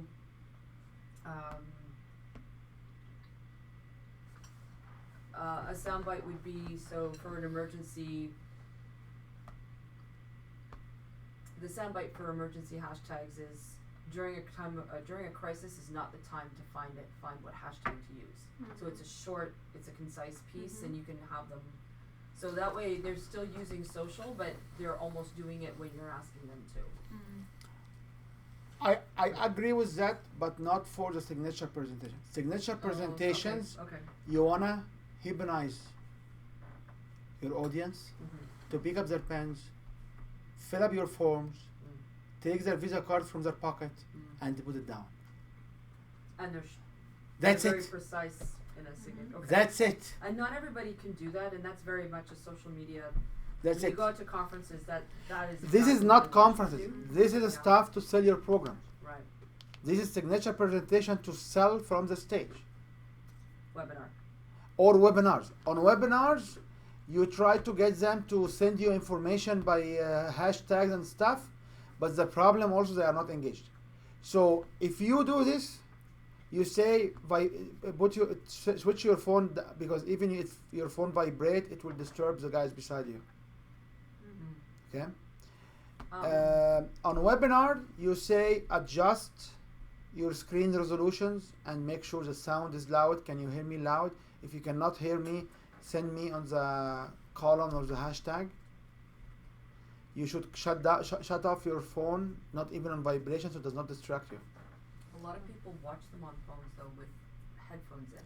Yeah, if you watch it on phone, And you don't have. you don't invite people to tweet on a webinar because they're supposed to be getting that information and usually taking notes on it. Oh, tweeting on a webinar has two schools of thoughts. One school will say, in the very beginning of the webinar, you ask people to tweet you from where are they.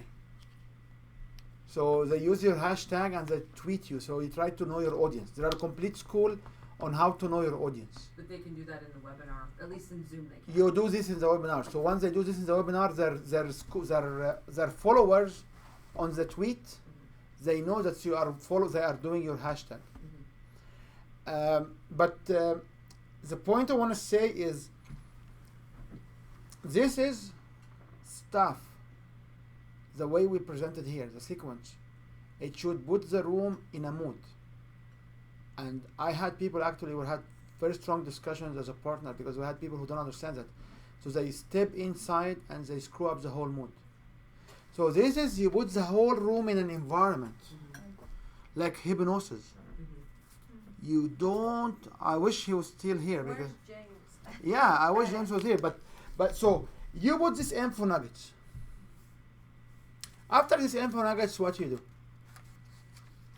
And you have option to put your home, your housekeeping. There are people actually putting their housekeeping in the front. And I use this technique where the very first presentation will be your host with a photo of all my as seen as, or my books, or all my interviews in all social, in all newspaper and all CNN and what have you. So people will know that I have credibility, and people will look at this for so long. So I use this technique, and then I start. Do you know? Now,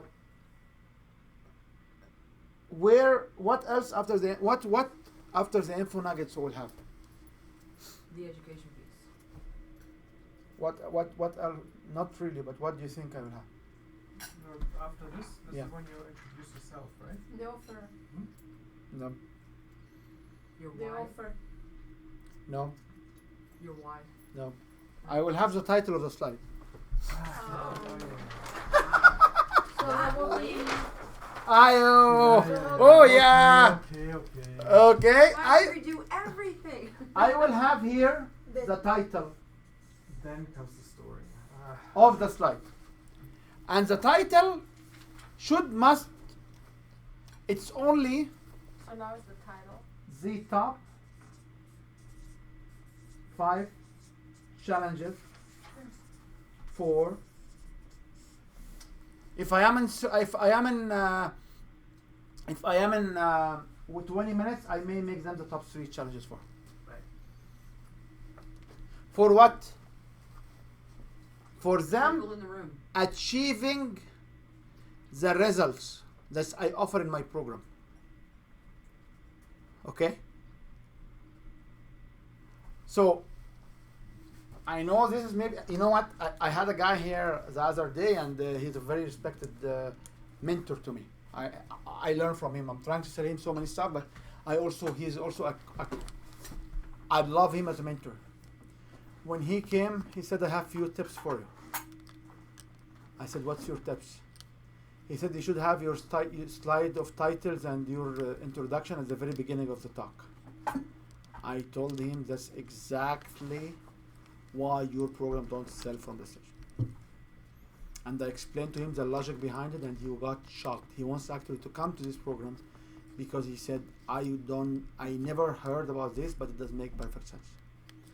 So here is when we start to talk about the logic doesn't fit. Remember when I said like there's pieces of it. This is the professionals. The professionals will not come and tell you what they will talk about. Why? Reason number 1, when people comes in, they came in on an invitation of a specific title or a specific topic. And the most likely, the host who introduced you, he told them the title and your bio. So they are aware of that. So why you want to affirm, remember when I said you don't affirm the obvious? So it's obvious they are coming for the title. So why do you want to say it here? You Okay. hook them again, right? On a webinar, you come into a main page, so you don't have a video playing, at least not early on, but you have an image, and I guess you can have the title and a picture, and then people are Now on joining the in. webinar you have only the host, and on a webinar in particular there is a specific recommendation, which is I was planning to talk about it next time. Okay. They must see you in person first. And so on a webinar, you start the webinar 5 minutes before the time, you be there 5 minutes waiting for them on a live camera. So they can see you. And then you say, I have now to switch off to save the bandwidth or to switch off to the presentation. There are some speakers who like to be all the time on the webinar, on the camera, but they are distracting because you need also your privacy, you know, like. Well, a lot of the celebrity speakers also do that, But so that's probably okay for them. But you need to be only for 5 minutes or so in the very beginning because they need to make a contact with you. They need to connect to you. So if people don't need to connect with you, they will buy without your seminar. So on the webinar, you need to keep the first 5-7 minutes before, and I will talk to you about what the background should be when we talk about specifics on the webinar. But it's basically the same sequence. This sequence very relevant to our webinar. There are very few tweaks to it. So you have the title here. Why do you have the title here? It's time to affirm why people came. Because you're gonna start selling, right? With the No, story. it's and not all. because you want to start selling. Because you want to position yourself here as you are the expert by telling your story.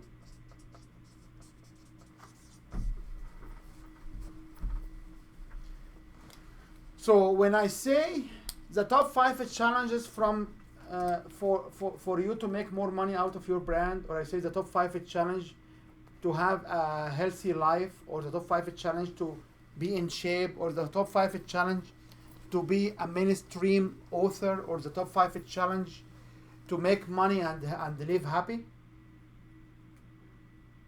And you tell your story. So when you tell your story here, what this will make you? The Relatable. expert, right? Relatable, approachable. And you You create Will my make problem. you the guy to go to for because you're creating that connection at that this point. title.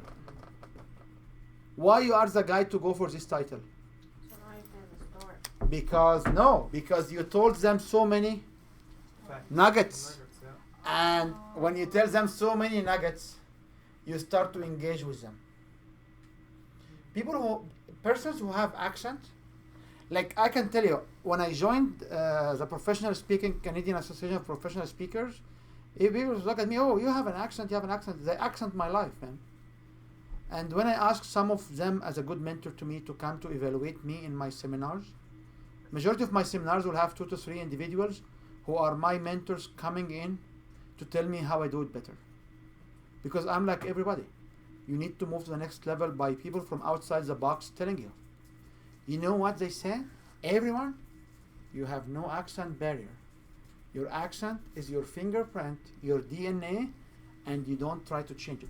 I had actually companies approaching me to teach me how to speak like Canadian. And I laughed because Canadians don't speak in one way. So you need to have time, like you need to have time, because each one of us has an accent, has an attitude, has a moral, has a complete dynamic. Is basically, if you are tired, you are not tired. You need to have time for people to connect with you. So why do you use the hook and the 3 nuggets? For people to have the time to connect with you.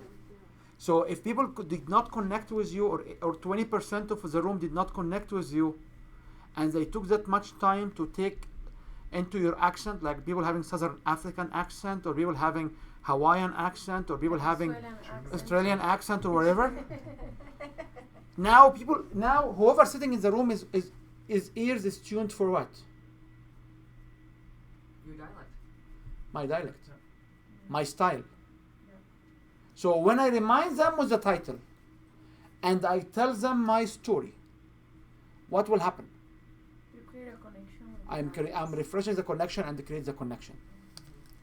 Now, this story is very critical, and the story must have 3 pieces of information, and only 3 pieces of information. Okay? So when somebody is trying to tell a story about anything in their life from the stage, and you get lost into the details, please leave your seat and go out of the room, because these guys are not understanding the business. If I don't invest in myself to sell you, you shouldn't be sold. So the story must have a pain point.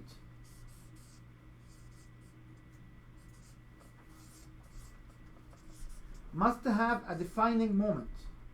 And I call it a 3D defining moment.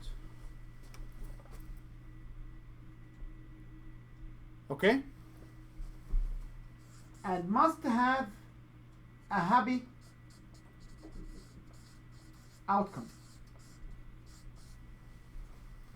Is one each. Is one each. There is nothing else. How long can you go in describing the pain? 1 sentence. Or 1 hour or 1 year, doesn't matter. How long can you describe the 3D defining moment? It's the same. It can be 1 sentence, it can be 1 day, it can be 1 hour, it can be 5 minutes. How long can you define the happy outcome? No, it's not the same thing. It's 1 to 5 sentences. Because you want to connect with your clients or your audience that you are on their pain journey. And the solutions was not easy. The defining moment took some time.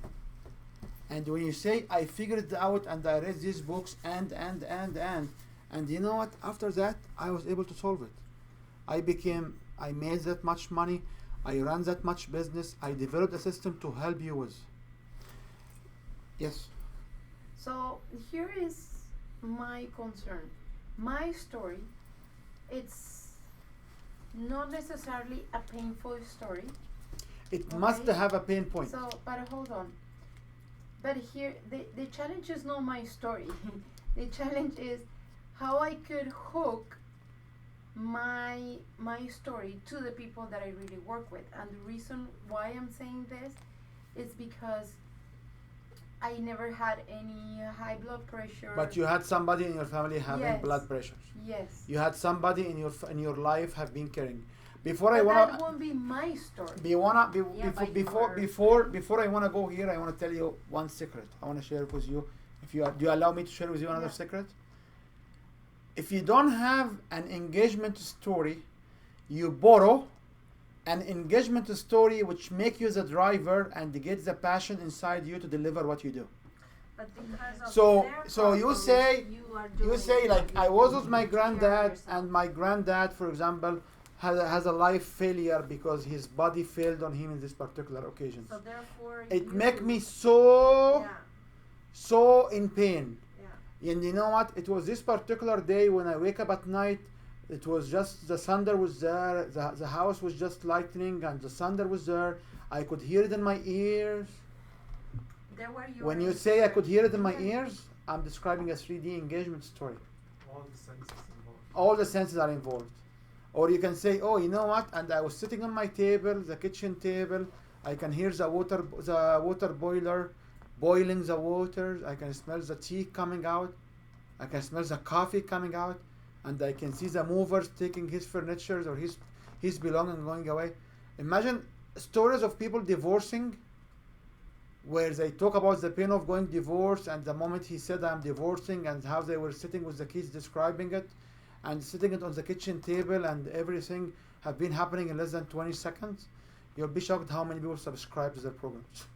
And there is no story. So when you tell a story, remember we said what happened, what received. You wanna get what these people can perceive. You wanna drive their perception. So if you don't have a story, borrow a story. Build a story to engage your audience. I know James has an excellent story. If you don't have a story, borrow a story.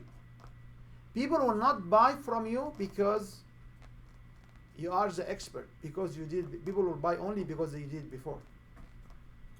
And we got so many questions. What about if I didn't make $1 million because I'm just started? What I do? Never mind. Talk about the number of people of your friends which you impacted by your services. Talk about your previous students. Talk about your previous clients. Borrow a story with integrity. Don't lie. If you don't have a story, look for your friends who have similar story and say, this is what they did and they inspired me to do the same. Nothing wrong with it.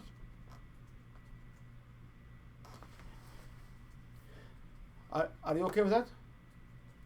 Now, when you come here, you have two optional.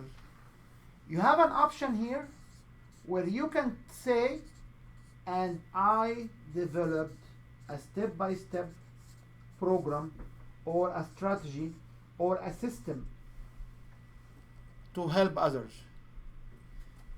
The option 2, can you relate? Or do you know someone, or by raise of hand, tell me who had the same pain? If you do option 2, what you do is you basically equate and get endorsement and acceptance from the audience that they know what? That they are what? They suffer your same pain. That's it. If you say, and do you have the same problem in your life? And you see the hands knocking up and down, you know that these people now are engaged on your pain.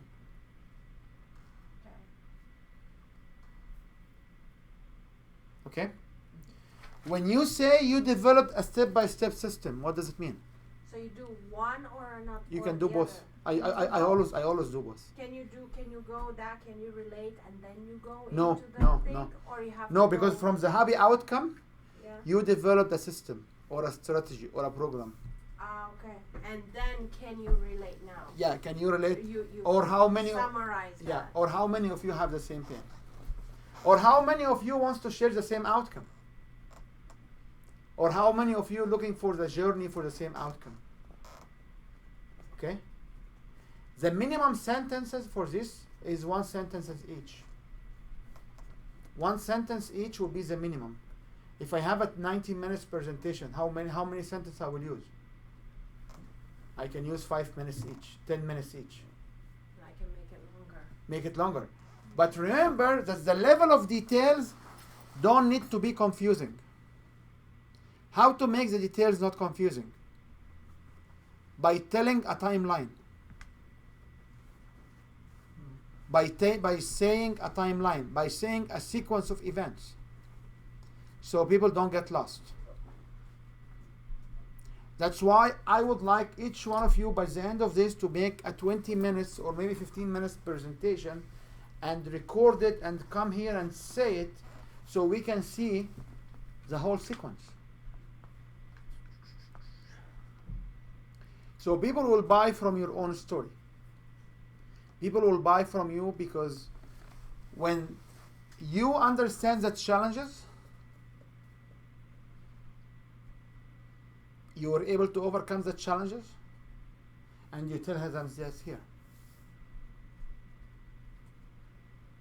So the pain points has to be related to what? To your program. So if you have more than one program, what you will do? You need to have, for each one. you have to create one for each program. And that's why we say people usually offer one program and get known for 1 year in one program. You cannot sell more than one program because you cannot put in public more than one story. Now, when you say what program, because I have a VIP version. It doesn't matter. VIP version from the same program is the same. And there's another one where I could do where this is the level 1, but there's also a level 2, so they can buy them together. So this will be structured as one program. I Yeah, know you were not. different steps. I know you did not attend this when your program, so maybe that's why. But if you, Oh yes. I know yeah, why. if you, I don't want to jump out of sequence, but there is a specific slide in the Win Year program. It talks about all of that. You must have only one program. You can have upselling levels, Yeah, that's what it's upselling. and you can have underselling, but you have only one program. Right. So when you have this timeline or this line and this put it here in the slides, it will be very clear. Yes. People will not buy on confusion. People will not buy on so many. You cannot be everyone for everybody. You know, because I can teach this kind of sequences, I sell myself as a good litigator trainer. And they are the same, but different audience. So you have to figure out the top 3 challenges for, or the top 5 challenges for. Can you write it down for whatever program you have? And you tell your story, you define a pain point, define a 3D defining moment when you try to solve this point. And the deeper you go in the pain point and the defining story, the more engagement you have. You define your happy outcome, which is system you try it on yourself. You became in a comfort position, and you say I offer the system. When you say I offer the system, this is another seeding. Now people expect at the end to listen about your program. I was in a meeting. I was in a almost a full day, 1 day workshop, and I was waiting to hear about the program. At the end, they said, "Oh no, we do it offline and we call people for." Wow. And then when after hours, I called up because I will share with you in a different moment, just in different time, the full story. But I called up. I said, "What's the deal?" They said, "Oh, we do it in a differently than anybody else." I said, that's why you don't make any sales. And this was a branding company, so it was much interesting. You don't do it. You do it in a different way. Do it in a different way, but it will not sell.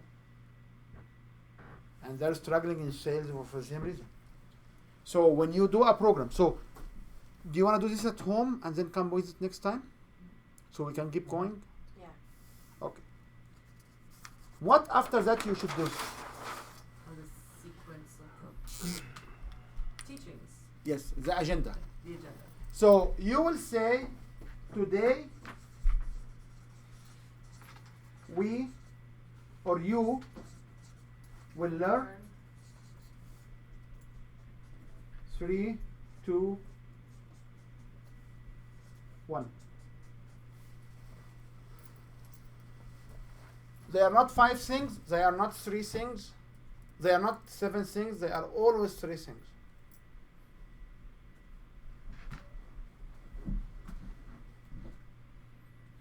And we recommend, or I recommend, to use the numbers from the top to the bottom, because people, when they get number 3, they know that there are 2 left. But if you get number 1, you don't know how many left. That's right. So here would be what is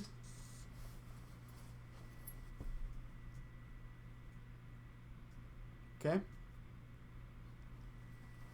You can use here why, when, or where, or who. Any of this, one question only. And here will be the top 5 challenges or barrier for, or the top 3 if it's a very short time. Okay? So when you have the title, you have these 4, that's right?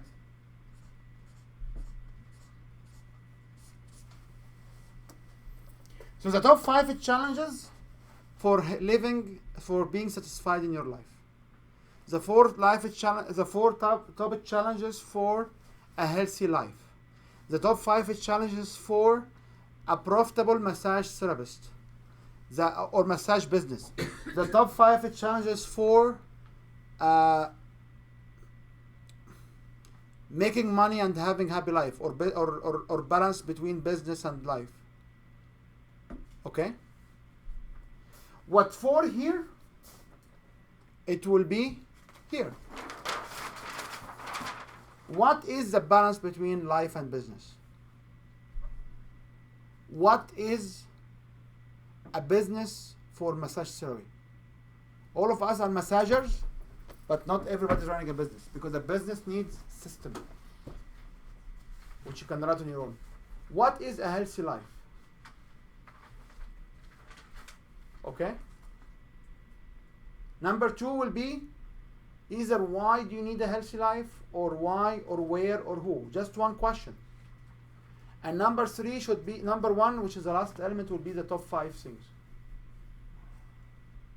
Okay? This is the agenda of today. So you can have this as agenda, or today you will learn the following.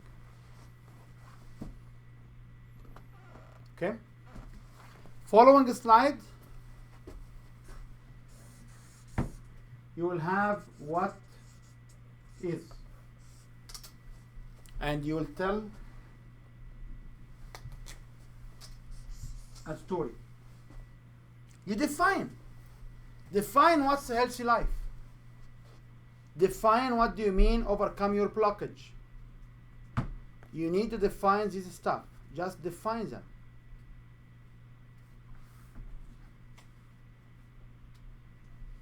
Okay?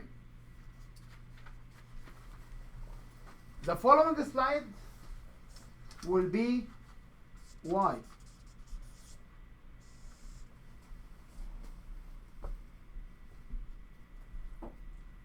Okay? Why do you need that? I love the why. Because the why emphasize on what? What they need. What they need. And you have the story here. If you want to spend more time because you are ahead of time, what you do? You tell a second story. You tell a second story of somebody else. Okay? One advanced techniques for the stories we can share right now with you, which shouldn't be a difficult thing, is we say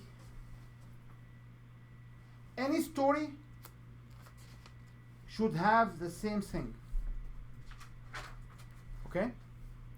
Sometimes you need to share here why do you tell the story.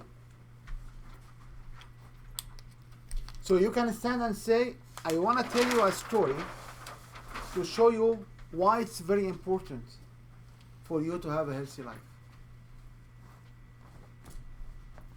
And this, we always credit Tony Robbins, because Tony Robbins is the very first guy to always use this technique as much as we know. He always tells you a story, but before he tells you the story, what does he do? He tells you why I am telling you this story. And guess what? After you tell the story, it doesn't matter what the details in the story. What you will always retain in your brain is what? Why you heard the story. So you can tell some, and you can try it out on your kids or your close friends. Tell them a story about, I want to tell you a story about, let me tell you why I want to tell you this story. Because when you go downtown, you be careful, nobody will rob you. Okay? Tell them a story about anything else. And you ask them then, did you get the point why I told you the story? Yes. You'll be shocked. Okay? Yeah, I try that to Really? motivate. Oh yes, I tried that with one of my clients. We had to walk back home. Period. There was no like choice for either one, and I wasn't going to hold her bike. It's you hold your bike, I hold mine, right? And I was like, how the heck do I motivate her, right? Just to keep moving. And then I remember that because somebody told me about it, like from the coaching perspective. Instead of telling them what to do, just use a story because you're not telling them what to do. And basically I used the story of the airplane accident in Los Andes, where this guy walked and they finally made it. So, and then I said, do you get my point now? They said, yeah, so move your ass and keep going because we're going my home. So, but I could see her face, how it was changing through the story itself. Yeah. So it's powerful. when you tell them why, what? You tell them why.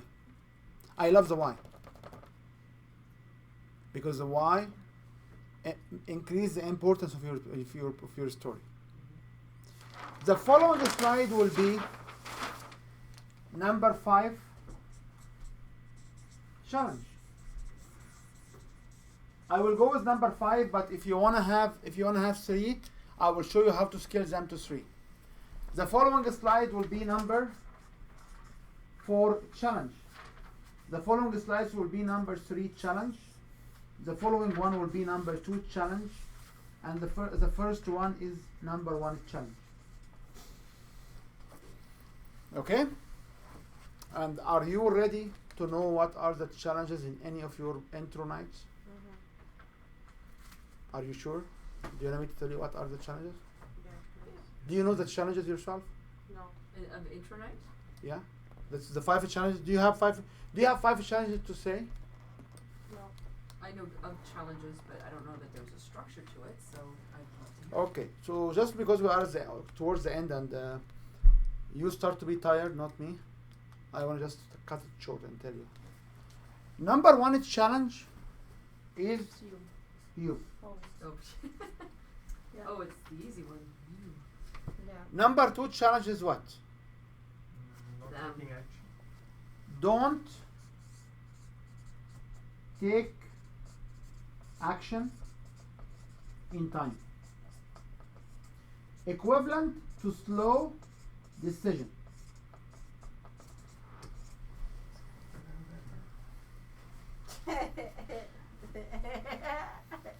So number 2 challenge, you are slow. You don't make decisions.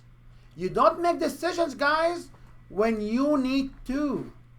And this is the second top challenge of your life.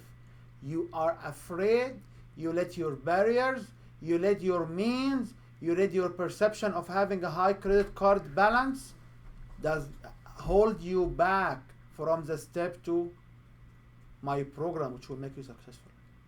That's it. So it doesn't matter what the hell you're selling, even if you're selling like. I deliver this content Who more gives a than shit? more than 20 times, and I can tell you almost all of them, when I was deliver them in a different ways, people approach me at the end and say, so why you don't sell our program? I say, because I don't have your story. I don't have the passion for your solution to solve people with. That's why I cannot sell your program. But in a standard sales techniques presentation or sales education, this is what people teach. Great. Number 3. So go number 5. What's number 5? Number 5. Okay. Holding their attention. What? Holding their attention. No. No. Just What's Not being aware. you are not aware. You don't know what you don't know. You are not aware that there are solutions out there.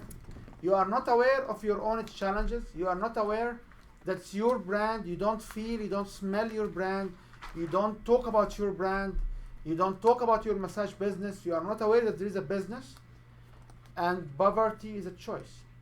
It's very interesting statement. Poverty, people are selecting to be poor because they are not aware and they don't want to know.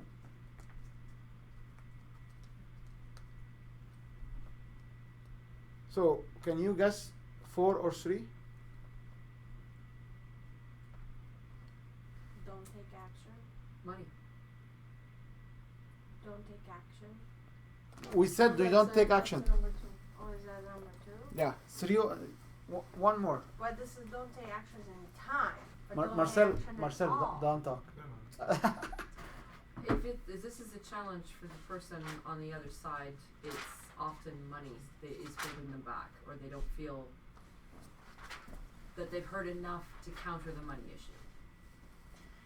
Number 4, they make wrong They're confused. decision. Number 4 is confused. They make wrong decisions. Yeah, they're confused. You have money, you buy the wrong stuff. Anybody will give you. You can. What I'm showing you is a playbook. What I'm showing you is the blueprint of this stuff. You can phrase it however you want to phrase it. So you don't know that you can have followers, and even if you know, you buy the wrong programs. You know as an author or a writer that you don't know that you can have followers. You don't know that you can get to be the social media guru. And you know what the next one is? People subscribe to the wrong program. People subscribe to programs that they don't serve them. They spend their money, their effort on programs that they don't serve them. Or listen to the people that don't know things. To the Or wrong people. listen to the wrong people. Okay? Who you're listening to. And what is number 3? Don't know the solution. Don't know where to go. Don't know where to go. That's right. We call it what? We call it the missing arrow. That's right. Misguided arrow. Misguided arrow. Oh. I use the term misguided arrow, which is you don't know where to go. You don't know what you should do every day. You believe you do stuff, but the stuff you are doing is not right. That's right, my friends. This is where the 5 ones. Those were exactly those I had. That is correct. If you want to make them 3, what you do? You combine 4 and 5, and you combine 3 and 2. 3 and 2. That's it. This is the top 5 ingredients which describe any one barriers to being successful. That's it. There is no 6, there is no 7. These are the 5. If you don't have time, if you want to deliver this in 10 minutes, you call it the top 3 challenges, and what you do? You combine 4 and 5. People are not aware, and they make the wrong decision. And you say, people are misguided arrows, they don't know what to do in every day, and even if they know, they don't take decisions for the wrong program. And now, what you need to back up this with. Remember, each slide of these slides is backed up with what? At least one story. So each one of these is backed up with Stories. at least one story. Here we will shift a little bit. Here we will talk about testimonials. What is a testimonial? It's a client story. What is a testimonial? It's a client story. What does it mean, client story? It, You've done it Story of before. success, And a lending the success, credibility yeah. of how you brought them from one position to another. yes, it means there is a pain point for the story, and the customer used your solutions to achieve the happy outcome. That's it. So when you try to record your testimonials or your client testimonials, you don't record your client testimonials. You tell your clients, these are the questions. Remember, when we did our testimonials, what we do? We ask you questions. Why you are here? Why did you join my program? What did you find out? How will my program solve your problem? Because any testimonial here, which is a story, it will be a testimonial story of possibly a client. What this testimonial will have? 3 ingredients. Pain point, defining moment. What's the defining moment of the client? When I met this name, when I tried so many systems that did not work, I was struggling, somebody dragged my feet into this workshop, I learned about the system, I joined the program, and guess what? I became that blah blah blah. And the happy outcome. Remember when people say, we know the good testimonials from the bad testimonials? With only one exception. I had one testimonial by somebody who said, all consultants took our money. It's only Badawi who showed us where's the government money to get grant for our company. This was the only testimonial which I couldn't criticize. Because it shows everything in a word. But it shows the pains they had, that they dealt with so many customers, with so many consultants, and all these consultants were ripping them off. It was only me they met who showed them how to apply for grants and show them where's the money. And they didn't complain about how much I charged them. Because for them it's not expense, for them it's an investment. If your clients are seeing their fees and their cost as investment towards their future, they will buy it. How many stories I had here? How many Story I have here. here on this page? Yeah. 5. Five? Or 3 if it's combined. How many stories do I have here? You can have one. No, 4. 4 stories. Not for you. Why not for you? Why we have only 4 stories and not for you? Because you are our next client. And I'm waiting on your testimonials. So if I show you 4 different challenges which is holding you back from being successful in life, or 4 different challenges which is holding you back from being the author or the marketing guru or the business whatever, and I show you that I solve it for 4 real clients with my system. Who's the one next in line? You. It's you.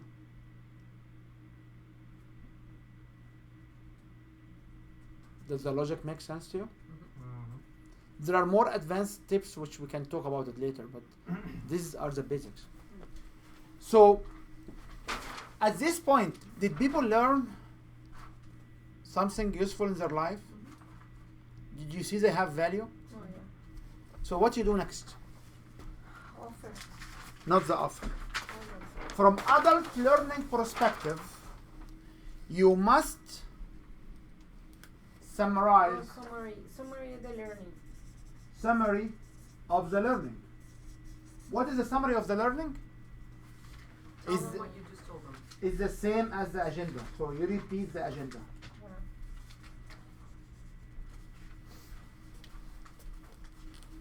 Okay? One thing here we did not talk about it, which is, let me say it, it's supposed to be in the advanced way, but when you give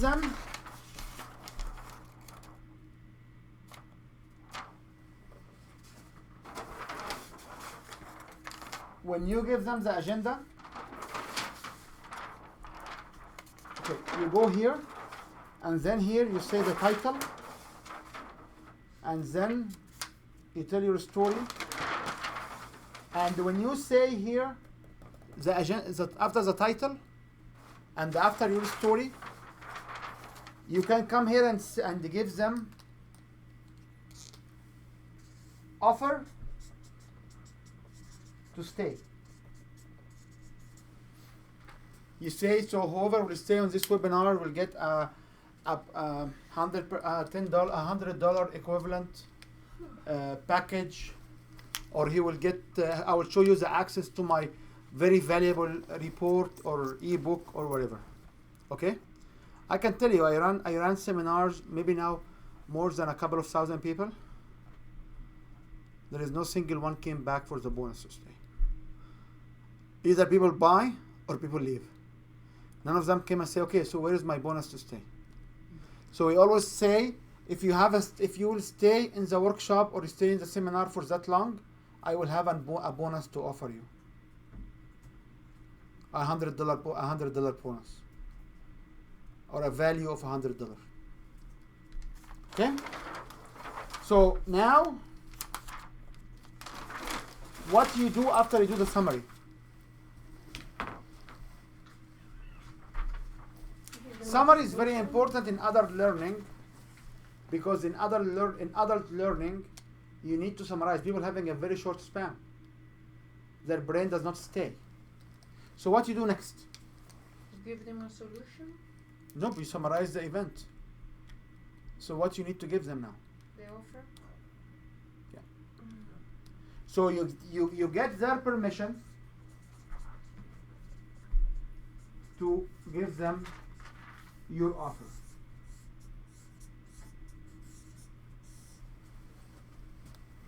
What do you mean you get the permission? Are you asking for this?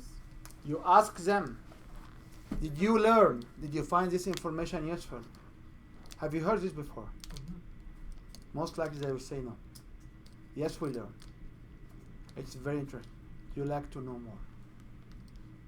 For sure they will say yes. So what you would say?